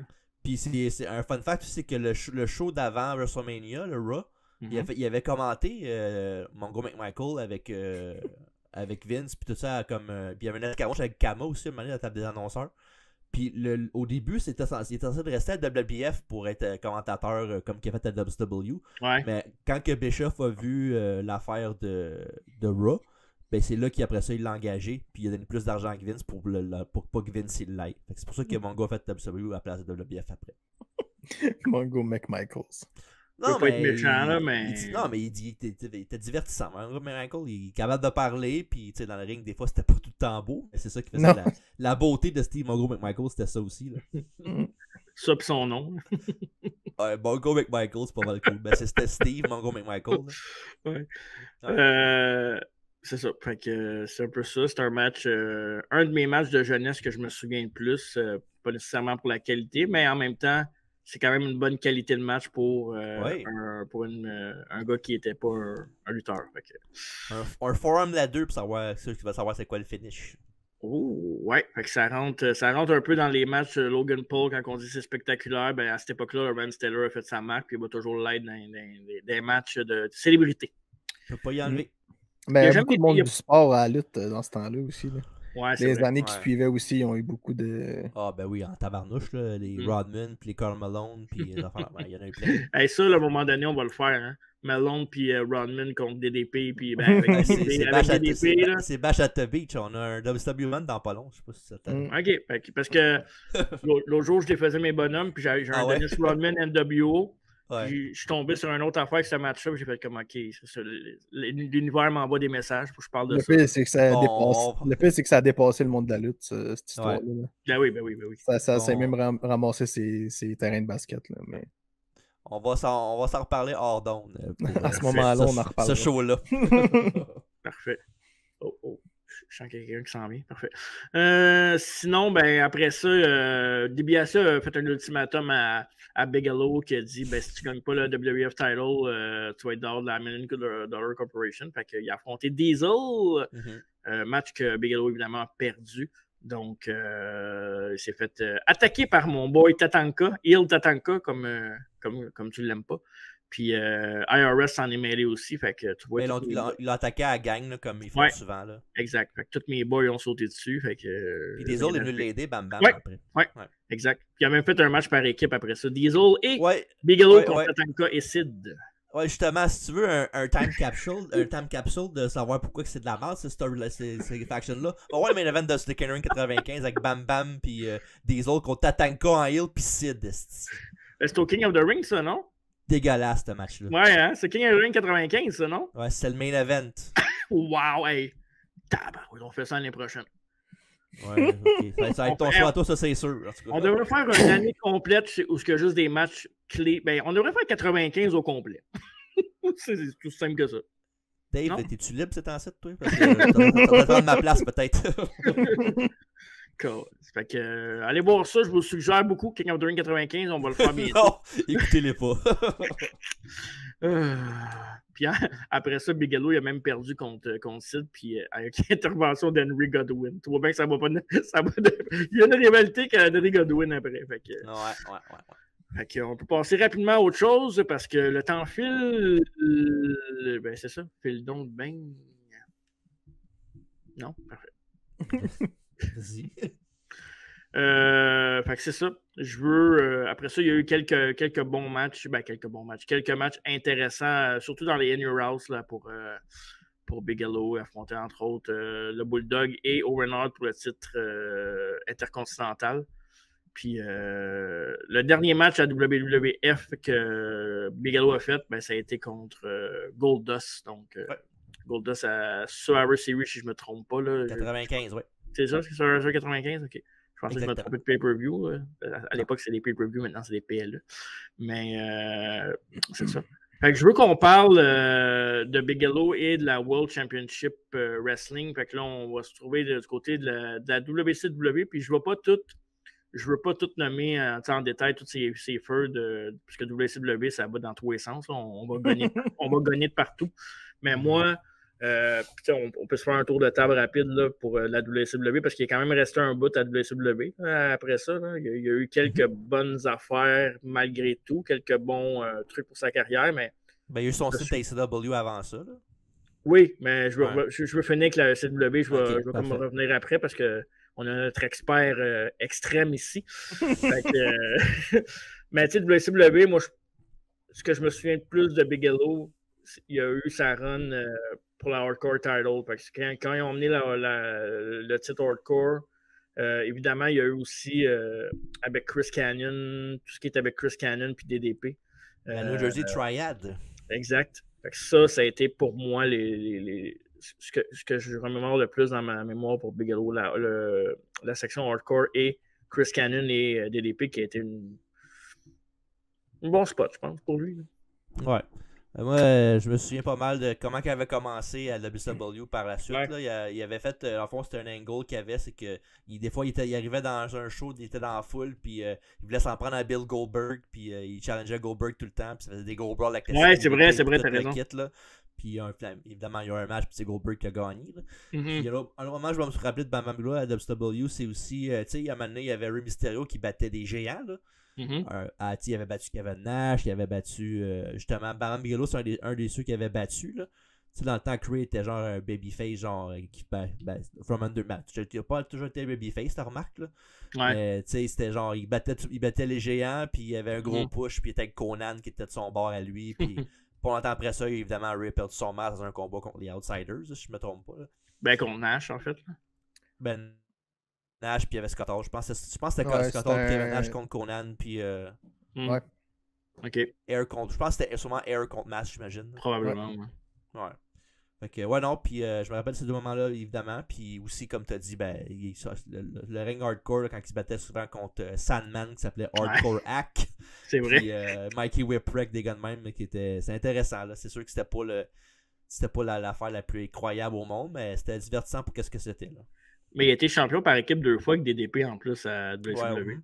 Ouais. Je veux dire, tout le monde a été champion de WCW, mais il a quand même gagné 2 fois avec DDP qui était quand même un gars très relevant et populaire, le People's Champ de la WCW en fait. Ouais. Puis il a feudé contre Sean Stasiak à la fin. Là. On l'a déjà vu son match contre Sean Stasiak à Greed, là, avec la meilleure tune de Sean Stasiak. Ouais. Fait que c'est pas mal ça, tout le WCW. Ben, il n'y a pas eu une coupe de match. On va parler de l'ECW, mais il s'est battu. Il n'y a pas des tag team match avec Balls Mahoney à WCW. Il y avait la tag team Hardcore à un moment donné, puis ces affaires-là. Il me semble qu'il était là-dedans aussi. Hein, je pense pas que Balls Mahoney était à WCW. Là. Non, t'es sûr que c'est pas Balls qui était. Il est pas, non? Non, il y avait Salman, il y avait Raven, il y avait Mikey Whipwreck, des gars de même. Mais... Public Enemy, peut-être? Peut-être. Brian Hubbs aussi était là dans le division. Ouais, ok. C'est peut-être ça aussi, là. Ouais, je me trompe peut-être avec tous ces gars-là qui se ressemblent un peu. Mais, ok, parfait. Le WCW, fait que Goldberg, on tient ça, on tient la Hardcore, on tient DDP, Chris Candido. Ouais. Chris Canyon, pas Chris Candido. Chris Candido, ça c'était à CW. Là, mais... Tu sais, dans le match où il y avait Scott Hall qui a zappé Goldberg avec la Avec le il était là, Bigelow, dans l'écran après. Ouais, ben oui, mais il a fait un run-in avant ça, puis Goldberg s'avait débarrassé de lui, puis après ça, il s'est retourné de bord, puis... Oh, est-ce que c'est l'image la plus drôle de l'histoire? Ça n'a aucun esti de sens, cette affaire. C'est pas toi qui as un rideau de douche de ça? Ou Non, c'est Kevin. Ouais, Kevin qui lui avait donné un rideau de douche de ça. Oui. Wow! Tabarnak! C'est malade! Hey, ça, je pense que c'est ma première question au podcast. Moi, les rideaux de douche de Scott Hall qui électrocute Goldberg. C'est bon, je vais te trouver. On va essayer de demander qu'il y ait une photo. Il va se préparer d'avance. Fait que... Ouais, ça se peut. Fait que là, les boys, on va parler de ECW, puis je compte sur vous autres parce que moi, ECW, je l'ai pas écouté beaucoup, surtout pas du côté niché de ces rivalités avec Bigelow. Je connais les grandes lignes de la ECW, mais pour le reste... Pas de problème, Dave? Ben, il y a eu une grosse rivalité contre Taz pour la FTW, le title. Ça a fait des gros combats aussi avec Sabu. Candido aussi. Il y avait la faction avec Triple Threat, là, avec Shane Douglas puis Candido, justement. Là. Ouais, c'est ça. Mais il brassait ça brassait en maudit. Ouais. Mais il y a eu plus. Contre toutes les légendes de la ECW, il s'est battu. Ouais. Là, parce que c'était un gros gars qui était capable d'en prendre. Puis il en a donné en maudit aussi à Spike. Là. Il était champion de la ECW, hein, right? Ouais. Quand il se battait contre Taz, il était champion, non? Ouais. Ou il a battu Taz pour être champion, peut-être? Il a battu Sandman. Il a battu Sandman pour être champion. Ouais, il a été champion. Il a été champion par équipe aussi, me semble. Il y a eu la TV title aussi. Ouais. Je pense que il y a eu pas mal tout ce qu'il avait à gagner. Il a pas mal gagné à EC. Si je me trompe pas, c'est lui que RVD avait battu pour commencer son long règne de champion de télévision là, qui a duré. Ouais, ça ans. oui. Absolument, okay. Ouais. C'est ça. Fait qu'il a pas mal tout gagné ce qu'il avait à gagner là-bas. Feud aussi avec Spike. Qui garochait partout. Oui, dans la foule. Il lançait comme un javelot dans la foule. Puis la foule le faisait promener comme des concerts rock. Là. Ouais, puis il les ramenait jusqu'à dans le ring, puis il se refaisait pitcher. Puis... Mais ouais, non, c'est ça. C'est ça, le Beast from the East. Là, qui se faisait appeler de même, puis il pétait tout le monde. C'était marquant. Ça n'a pas été long, mais c'était marquant comme règne, là, parce qu'il est rentré, il a tout détruit, puis il est reparti. Là. Il avait été managé par Rick Rude à CW, right? Aussi? Ça, je sais pas. C'est ça, Greg? Je pense pas. Non, il était pas avec Douglas Candido, il était pas... il était pas managé par Rude? Non, Rude n'a jamais été manager à l'AEW, me semble. Il était commentateur, mais il était pas... OK, mais... Pour ça, je suis pas... OK, ben c'est un petit détail que j'avais vu, mais je suis pas sûr. Mais c'est pas grave. Il y a aussi Bam Bam qui est passé à FMW aussi dans le temps. Ouais. Ah ouais, oui. Avec Hayabusa et tout au ça. Au Japon, ouais. Avant le Big Japan, c'était genre la grosse fédération hardcore. Puis là où il y a eu des matchs infernales entre Cactus et Funk. Des affaires de ring qui explosent. Puis il est barbelé partout. Ben ouais, donc.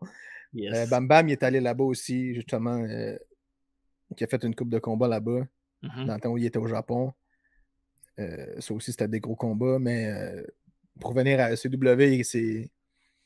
Moi, c'est la feud qui m'a marqué, c'est vraiment avec Taz. Parce que. Ouais. Ça brassait, là. Ça brassait un peu partout dans la foule. Puis. Les spots que je disais tantôt aussi, qui est passé au travers. Il passe au travers de l'entrée. L'entrée en bois, il passe au travers du ring. Puis il prenait des souplesses aussi de Taz qui étaient. Ouais, les Tazplex, là, vraiment, les genres de juste. C'était juste la tête puis le bras, là, puis il swingait sa tête, puis ouais, donc c'était. C'était des gros combats, peut-être pas au goût de tout le monde, là, mais ça brassait, là, ça se tapait solide, puis ça y allait. Là. Faut que ça gênait pas. Ouais. Mais il était pas trop hardcore tant que ça, là, mais c'est quand il donnait un coup avec une chaise, par exemple, watch-toi, ça rentre. Mais c'était pas le gars qui faisait plus de hardcore, mais il était solide, puis il était capable d'en prendre, puis c'est ça, avec Spike, il a fait des spots des spots où Spike il mourait à chaque fois quasiment. Là. Mais c'était bon. Mais c'était plutôt court aussi. Il n'a pas été là très, très longtemps là, parce qu'il switchait pas mal de fêtes dans ce moment-là. Là. Il retournait au Japon souvent. C'était pas mal son affaire qu'il faisait le plus souvent. Mais tu sais, ça faisait Japon, WCW, ECW, Japon. Il se promenait un peu partout parce que c'était un nom qui était connu quand même. Reconnu pour être un bon gars in-ring. Puis si tu avais besoin d'un gros gars capable de bouger, ben il allait le chercher. Là. Il allait chercher son booking ici et là pour arrondir ses fins de mois puis pour payer ses affaires. Mais je m'en voudrais, avant de finir, de passer sous le silence de son rôle mythique. Mythique. Pas un rôle mythique, mais dans le film, surtout mythique, Major Payne. Parce que Bigelow apparaît. Écoute, moi, je me souviens à chaque fois que j'écoutais Major Payne, puis à l'époque, ça passait souvent à télé, là, Major Payne, c'est quasiment comme un film de Noël. Puis à chaque fois, je disais, hey, lui, c'est Bam Bam Bigelow, là, c'est un lutteur, ça. C'est un lutteur. Oui, quand t'es jeune, puis tu checkes un lutteur dans un film, là, ça te marque tout le temps. Chris, c'est bien hâte qu'il soit là-dedans. Tu sais, comme un moment donné, je me rappelle, j'avais regardé, je pense que c'était Le Petit Monstre 2. Puis il y avait genre Texas Tornado dedans. Je fais, voyons donc, qu'est-ce qu'il fait là, lui? Ouais, c'est un des prisonniers, un moment donné, qui était avec celui qui faisait Kramer là, dans Seinfeld. Là. Ok, ouais. Ouais, puis je pense qu'à un moment donné, il reçoit une lettre, puis c'est lui qui donne au personnage. Je fais, voyons, c'est vrai, pourquoi qu'il est là-dedans, lui? Comme Terry Funk dans Roadhouse. Là. Ouais, c'est vrai. Il y a plein quand tu vois un lutteur qui est dans un film, là, c'est marquant. C'est comme, mettons, quand tu te promènes dans la rue puis tu vois quelqu'un qui a chandail de lutte au bord de la rue. Là. Ça reste marqué dans ta tête. Là. Il avait pas fait Bam Bam avait pas fait un caméo dans le film aussi de Stallone. Les 5 Expendables, là, ou... Non. C'est un film de bras de fer, me semble. Je sais qu'il a fait 2 autres films, et finalement, il a fait Ready to Rumble avec tous les gars de la WCW, là, mais qui a joué son propre rôle. Mais ouais, il avait joué dans un truc ou une série, je pense, là, où... Je pense que c'était Top quelque chose, là, le film avec Stallone. Icebreaker, ça se peut-tu? Ah, ça se peut. Un vieux film, tu parles, là, quelque chose de... Ouais, c'est un film de Stallone, comme quoi il faisait c'est un gars qui faisait voyons, c'est un peu comment ça s'appelle. Un trucker qui faisait des bras de fer, là, des combats de bras de fer. OK. Puis il me semble qu'il se pogne contre Bigelow là-dedans, genre... Puis je m'excuse, je suis vraiment capable d'avoir dit Expendable. Expendable est sorti en genre 2010, il est mort en 2007. Là. Ça aurait été un peu dur. Ouais. Non, c'est un petit rôle, genre, c'est un gars, justement, il se fait battre par... il fait des tournois de bras de fer, puis il me semble que Bigelow était là-dedans, mais... OK. Il me semble que j'ai l'image, là, mais je suis pas sûr si c'est ce film-là. OK. Je pourrais checker vite, là, mais... Bref, tout ça pour dire que, malheureusement, il y a eu beaucoup de problèmes de santé, évidemment, là, beaucoup de consommation de drogue avec le lifestyle qu'il avait. C'est pas vraiment une surprise de savoir qu'il avait été retrouvé dans son appartement, mort à l'âge de 45 ans. Après autopsie, c'était surdose de cocaïne avec des médicaments d'antidépresseurs pour l'anxiété. Donc, un beau cocktail de tous ces médicaments-là qui a fait en sorte que Bigelow, sa vie s'est arrêtée à 45 ans en 2007. Donc, puis la question que je te demande toujours, puis que je me souviens jamais, il n'est pas au temple de la renommée, Bigelow? Non, pas encore. Pas encore. Parfait. Ouais. En tout cas, c'est un peu... je sais pas s'il y a de la chicane entre la famille et tout, mais Bigelow... Je sais que le temple de renommée, ça veut plus rien dire pour bien du monde, mais moi, dans ma tête à moi, quand un gars comme Bigelow, je le nomme, j'aimerais ça dire le Hall of Fame Bigelow. Je veux dire, c'est quelqu'un qui a fait des belles choses, je pense. Là. Ah ben, c'est un gars qui a touché à tout. Là. Il a touché à toutes les fêtes importantes aussi, puis... Ouais. Il s'est promené partout en même temps parce que WCW, WWE, ECW, justement, New Japan, toutes les grosses fêtes, il était là parce que justement, même Memphis aussi, là, qui était considéré comme un gros territoire. Puis tout. Puis il a gagné aussi, c'est ça l'affaire, c'est qu'il a pas, tu sais, il a déjà gagné dans toutes les fêtes. Là. Ouais, non, c'est ça, mais il y a des ceintures, il y a des main events Mania, t'as des gros main events aussi au Tokyo Dome, puis des affaires de même. Fait que, tu sais, il y a eu une bonne grosse carrière, là, puis c'est sûr qu'il mérite le Hall of Fame pour ça. Là. Ouais, fait que merci pour ça, Monsieur Bigelow. Fait que je sais qu'il tu sais, on a fait notre podcast avec Marie-Lee Rose, puis on disait le prochain, c'est Bam Bam Bigelow. Fait comme, oh shit, moi l'écouter celle-là en passant. Fuck you, t'écoutais pas les autres.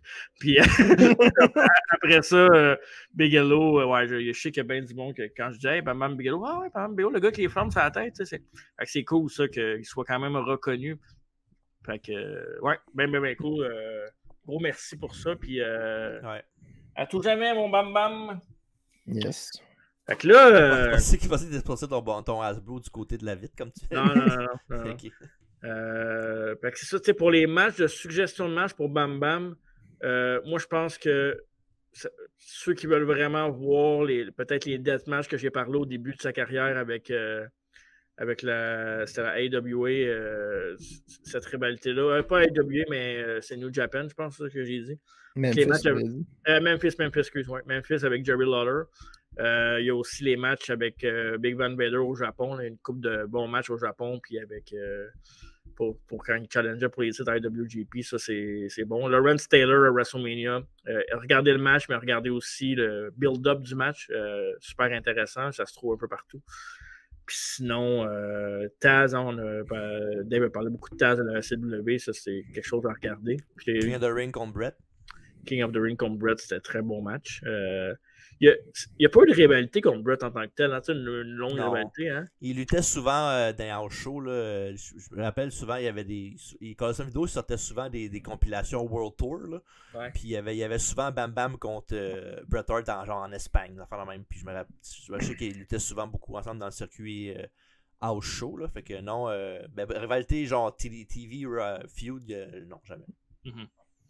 Et aller regarder aussi les matchs contre André. Puis dans ce temps-là, je pense que ça vaut la peine pour la légende qu'André est et l'héritage un peu qu'ils ont laissé dans ces années-là, qui est des années 86 à 88, là, 88 plus. Là. Fait que allez voir ça. C'est pas quelque chose qu'on est porté à regarder souvent en bas des années 90. Là. Fait que allez voir ça, je pense que c'est intéressant. Puis là, merci les boys, c'était vraiment le fun pour ça. On va se reparler un peu à la fin du podcast de ça. Mais là, quelque chose que ça fait longtemps que c'est pas arrivé. Un duel entre David Goliath et moi. C'est ça. Okay. David contre Goliath. Ah ouais. On a pour le site, le header de quiz, non, tu l'as plus. Non, je vais le remettre au plus. Ok. Ouais. J'ai bien hâte. Le tout. Ouais. Fait que là, c'est le bout de relax qu'on peut juste se détendre puis perdre. Ben, pour moi, en tout cas. Parle pour toi, t'as peut-être gagné. Fait que, ouais, puis... Ben, c'est vrai, t'as gagné 3 fois. Justement, j'ai fait un petit WCW, ECW pour... Ok, pas Bam Bam, j'espère, là. Non. Okay, non, parfait. mais vu qu'il a lutté dans 2 places, puis que WWE j'ai fait pas mal un peu le tour dans le temps. Je me souviens plus trop ce que j'avais donné comme question. Ça fait longtemps, mais qu'on se rappelle peut-être pas nous autres non plus. Ouais. Fait que moi, qui commence? En tout cas, lui, là. qui commence? Vas-y, commence, Marco. Ok, moi, je décide plus rien, j'ai peur de me tromper. Ok. À quel pay-per-view Rey Mysterio a perdu son masque? Dans le match par équipe qu'on a parlé tantôt. Ok, ouais, ben ça, hein, c'est... Pile ou face? Ah, tabarouette, attends. Cherches-tu le nom puis l'année ou juste le nom du pay-per-view? Toi comme toi, là. Ben, les deux ou juste le nom, c'est correct aussi. Là. Ok. C'est le... Ah, c'est le show. Je vais dire Slamboree 97. Non, non d'implique. C'est pas Spring Stampede 98? Non, c'était Super Brawl. Ah, j'y ai pensé en plus à Super Bowl. À 98. C'était un match en équipe, Conan puis Ray contre les Outsiders. Hair versus Mask. Conan n'avait pas de cheveux, pas de masque. Non, mais c'était les cheveux de Kevin Nash. C'est les cheveux de Kevin Nash contre le masque. Ouais, je sais, mais c'est bizarre. C'est bizarre pareil. Est-ce que le gars qui était avec eux, il a rien à perdre vraiment. Genre, il n'y a pas de masque, pas de cheveux. C'est comme, en crise. Quoi, t'allais dire quoi, toi? J'allais dire que Ray, ben, c'est le big win que Ray avait eu sur Nash avant, par exemple, hein, c'est ça? Oh ouais, ils ont commencé la feud de même avec les deux. Ouais. Il avait fait un roll-up. Puis, ouais. Il avait renversé le jackknife en roll-up, hein, c'est ça? Ouais. Victory Roll. Spring Stampede 99. qui était le special guest referee pour le main event DDP versus Hogan versus Flair versus Sting? Est-ce que t'as WCW, ça peut tellement être n'importe qui. Là. Roddy Piper? Non, pas de réplique. Macho Man? Yes. What? Ok. Oui, c'était Macho Man. Écoute, hey, pour vrai, là. Ah ouais, je sais bien, mais. Attends. Ah, c'est lui. c'est quand même un 0 pour toi pareil, là. L'affaire, c'est que c'était pas mal le seul gros nom qui restait c'est ça, pas dans le match. Ouais. J'ai dit Piper parce que je sais qu'il faisait souvent des guest referees à WCW vers la fin. Ouais. Ok. Starrcade 99. Dans quel style de match s'est affronté DDP et David Flair? Un match de crowbar. Mais je vais l'accepter, là. C'est un crowbar on the pole. Ouais, c'est ça. Ouais, c'est correct, ouais, tu peux lui donner. Ouais, mais t'es correct, l'idée, c'est correct, c'est pas grave, non? Ah ouais, je vais perdre, c'est sûr. Si je gagne 2-1, il va y avoir un protest à la game, tu sais. Ah non, je vais te le laisser. En plus, c'est WWE et CW, c'est pas ce que je connais le plus, là. Fait que... Ben là. Ben, j'en connais plus que toi, oui, là, mais... Bon, ben, c'est là. Ouais. Uncensored 99. Contre qui s'est battu Bam Bam dans un False Count Anywhere? Je vais dire qu'il y en a deux, OK? OK. Il y en a deux? Deux matchs? Il y a deux gars. Ah, OK. C'est un triple threat, non? Ah, OK. C'est moi et Samo ou c'est lui, là? C'est à toi. C'est à toi. C'est pas Finlay puis Brian Knobbs? Non. Fuck. 99, t'as dit, hein, c'est ça? Yes. Uncensored. Tiens, je vais dire Finlay puis Raven. 1 sur 2. Raven? Finlay. Non, il y a Raven. C'était Sandman puis Raven. Hardcore Hack. Okay. Ouais, c'est ça. En plus, j'en ai parlé tantôt. Ouais. Ok, c'était à qui, là? C'était à Marco. Ouais. Halloween Havoc 97. On l'a fait, celle-là. Contre qui s'est battu Disco Inferno? Ah, fuck. Je sais en plus. Oh non! Alex Wright. Non. Je pense pas qu'on l'ait fait. Oui, on l'a fait. Pas sûr, moi. Il a affronté qui? Pas Jacqueline? Oui. Yes. Jacqueline? Ouais. Ben, ça s'appelle pas Miss Jackie, c'était comment qu'elle s'appelait déjà à WCW? Comment qu'il l'appelle à WCW? Jacqueline? C'était pas Jacqueline, c'était quelque chose. Jacqueline. Fuck! Ça me chicote. On va aller checker c'est quoi son nom. Ça me chicote. Ok, parfait. Bon, ben, dans le même pay-per-view, Halloween Havoc 97. Il est sur son sel. Ben, c'est toi le premier choix pour l'autre, non? Non, c'est à toi. Ouais, mais c'est parce que si tu checkes, t'as le droit de réponse, le droit de réplique, puis t'arrêtes de checker Halloween Havoc, ça se peut que tu tombes dessus. Ouais, attends un peu. Dans quelle stipulation c'est que Ray et Eddie sont affrontés? C'est à moi, là? Ouais. Title versus Mask? Bonne réponse. 2-2.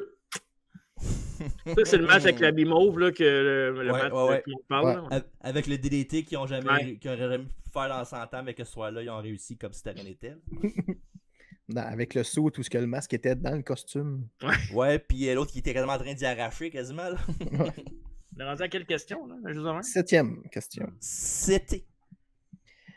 World War III 97. Oui. Qui a affronté les Steiner Brothers pour les ceintures par équipe? Je vais dire les Nasty Boys. Droit de réplique. T'es contre qui tu dis Les Steiner Brothers pour les ceintures par équipe à World War III 97. C'est pas Faces of Fear? Non. Ok. C'était The Blue Bloods. Ah, Regal puis Dave Taylor ou bien Regal puis Bob Eaton, genre? David Taylor. Squire David Taylor. Parfait. Question autre show. Qui a fait un double duty à Starrcade 95? Tatoué, TJ, juste pour. Encore?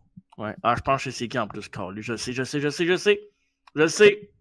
pense, je sais. Je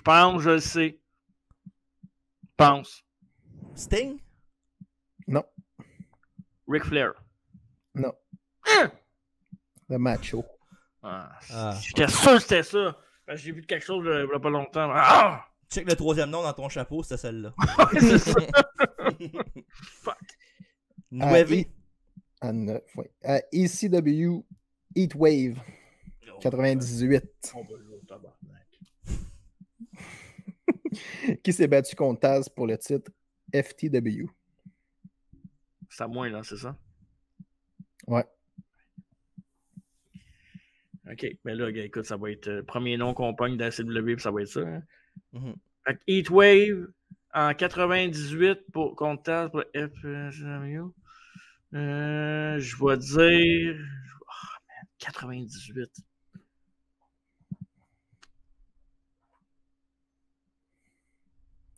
Oh, ça serait trop facile que ce soit ça. Toi, tu le sais, hein, TJ? Je suis sûr que tu le sais. J'ai un guess, mais ça pourrait être wrong aussi. Là. Ok, je vais dire Tommy Dreamer. D'autres répliques. Sabu? Non. Ah, come on. Tu vas pas RVD, là. C'était l'homme du jour. Bam bam. Oh. Ah. Ok. Laisse la 10 tatouée. Si tu l'as, tu gagnes. Sinon, on s'en va au droit de réplique. T'as-tu un tiebreaker, Dave? Ça veut dire non. Je peux en faire un. C'est bon, Ouais. parfait. Excitant. Ok, la 10e question. Une question sur Bret Hart pourrait être bonne pour le tiebreaker. Ouais, c'est je dis ça de ça. même. À ECW Guilty as Charged. Oh, en fuck, man. en Ben, 2000. c'est plus gros, ça, en plus. En En 2000. 2000? Ouais. Chili Willy, est-ce Qui s'est battu pour le titre de le TV title? Il était deux. là. C'est un one-on-one. À quel pay-per-view tu m'as dit? Guilty as Charged. C'est pas RVD puis Jerry Lynn? Non, d'autres répliques. What? Ok, attends. Je le sais. Fuck, wow. Je l'ai écouté il y a 1 an. Oui, ça fait longtemps. Come on. Ça fait longtemps. Faut juste que je me souvienne du deuxième, j'en sais un. Ok. Félicitations, le gars. Mais non, attends. Ah, man, puis je m'en souviens pas, tabarnak du gars. Là, Je l'ai. Je vais checker la réponse parce que je veux savoir. J'ai toute la situation dans la tête, les sites. Je l'ai là devant mes yeux, ben je pense. Ok, Guilty as charged, je te dis. Hein? ouais. 2000. Fait que ça va être RBD contre Tommy Dreamer. Non. Attends, je vais donner la réponse pour lui. Là. Mais RBD est dedans, en tout cas, ça c'est sûr. Ouais, RVD. RVD contre Sabu. Tabarnak, c'était l'autre choix. God damn it. RVD, c'était. Eh oui, je sais. RVD, c'était un given. Puis je me suis dit, Jerry Lynn, il y a eu plein de matchs contre. C'était genre des matchs. Mais il y a eu de quoi avec five Jerry star. Lynn dans... Il y a eu de quoi avec Jerry Lynn dans ce pay-per-view. Il était là au début, il a fait un. Ou à la fin, il a fait un Power Driver, je sais pas trop. Là. Puis il s'est passé de quoi plein d'affaires au début. Ok, ouais. Mm. On l'a fait, ça, en plus. Non, on a fait celui de l'année d'après, nous autres. Ah, ben, c'est l'année d'après, je me suis trompé de toi. Ouais, il y avait le Power Driver, tu penses que c'est Rhino qui avait fait ça? C'est Rhino, t'as raison. Mais oui. Après Francine, il avait fait ça. Francine! Écoute pas. Oh, Fait que là, c'est moi qui commence la question bonus, ça veut dire. Ouais. Attends un petit peu, je vais aller chercher quelque chose. Non, ouais. Tu pensais à Shugamo, là? Oh, ouais, elle vient d'arriver. Fuck, j'aurais pas Ah, dû tu dire. vois, t'aurais dû fermer ta boîte. Ok.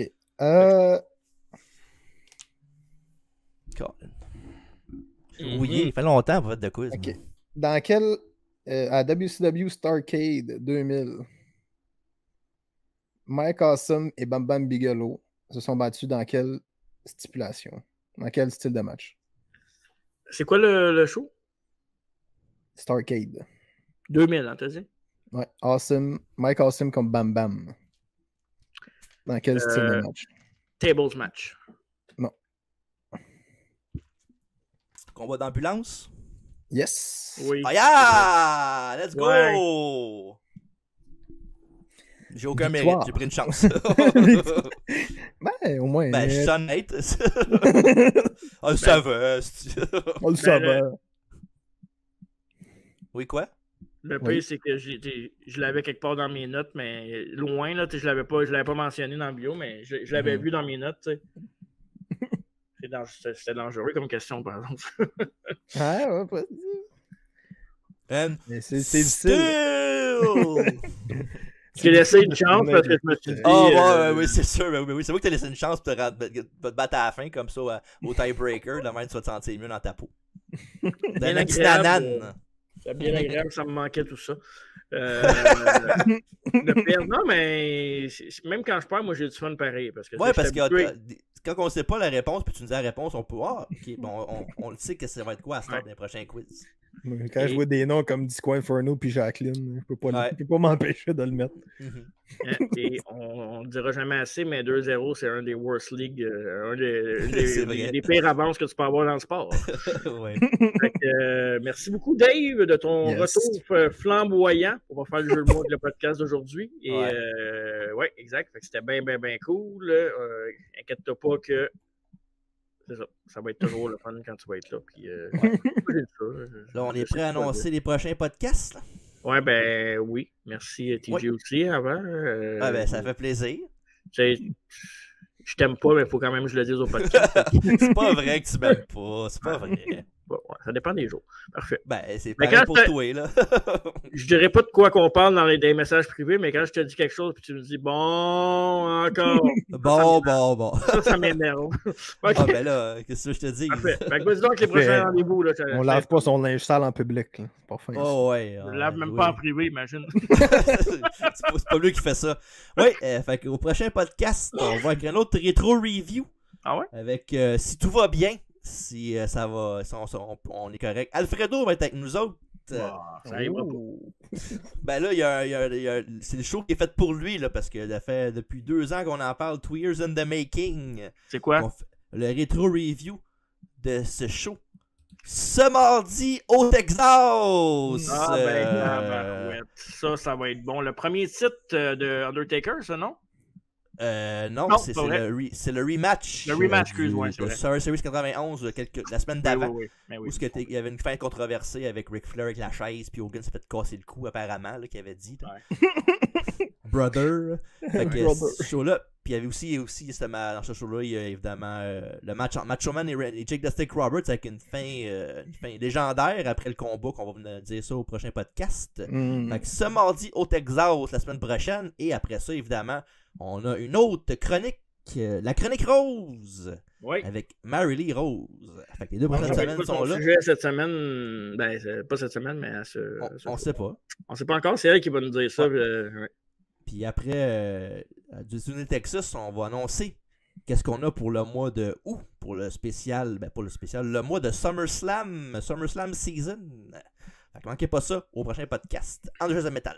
Parfait. Fait que la lumière vient de s'allumer parce que le monde rentre dans la maison. Fait que tout ça pour vous dire, merci beaucoup tout le monde. Puis c'était tout qu'un podcast. C'était bon. J'ai bien aimé ça. Yes. Parlant de tout top, c'était excellent. Fait que le mot de la fin, TJ. Ouais, mais évidemment, merci beaucoup tout le monde. Merci Marco. Merci Dave. Et surtout, merci à vous. Arriba!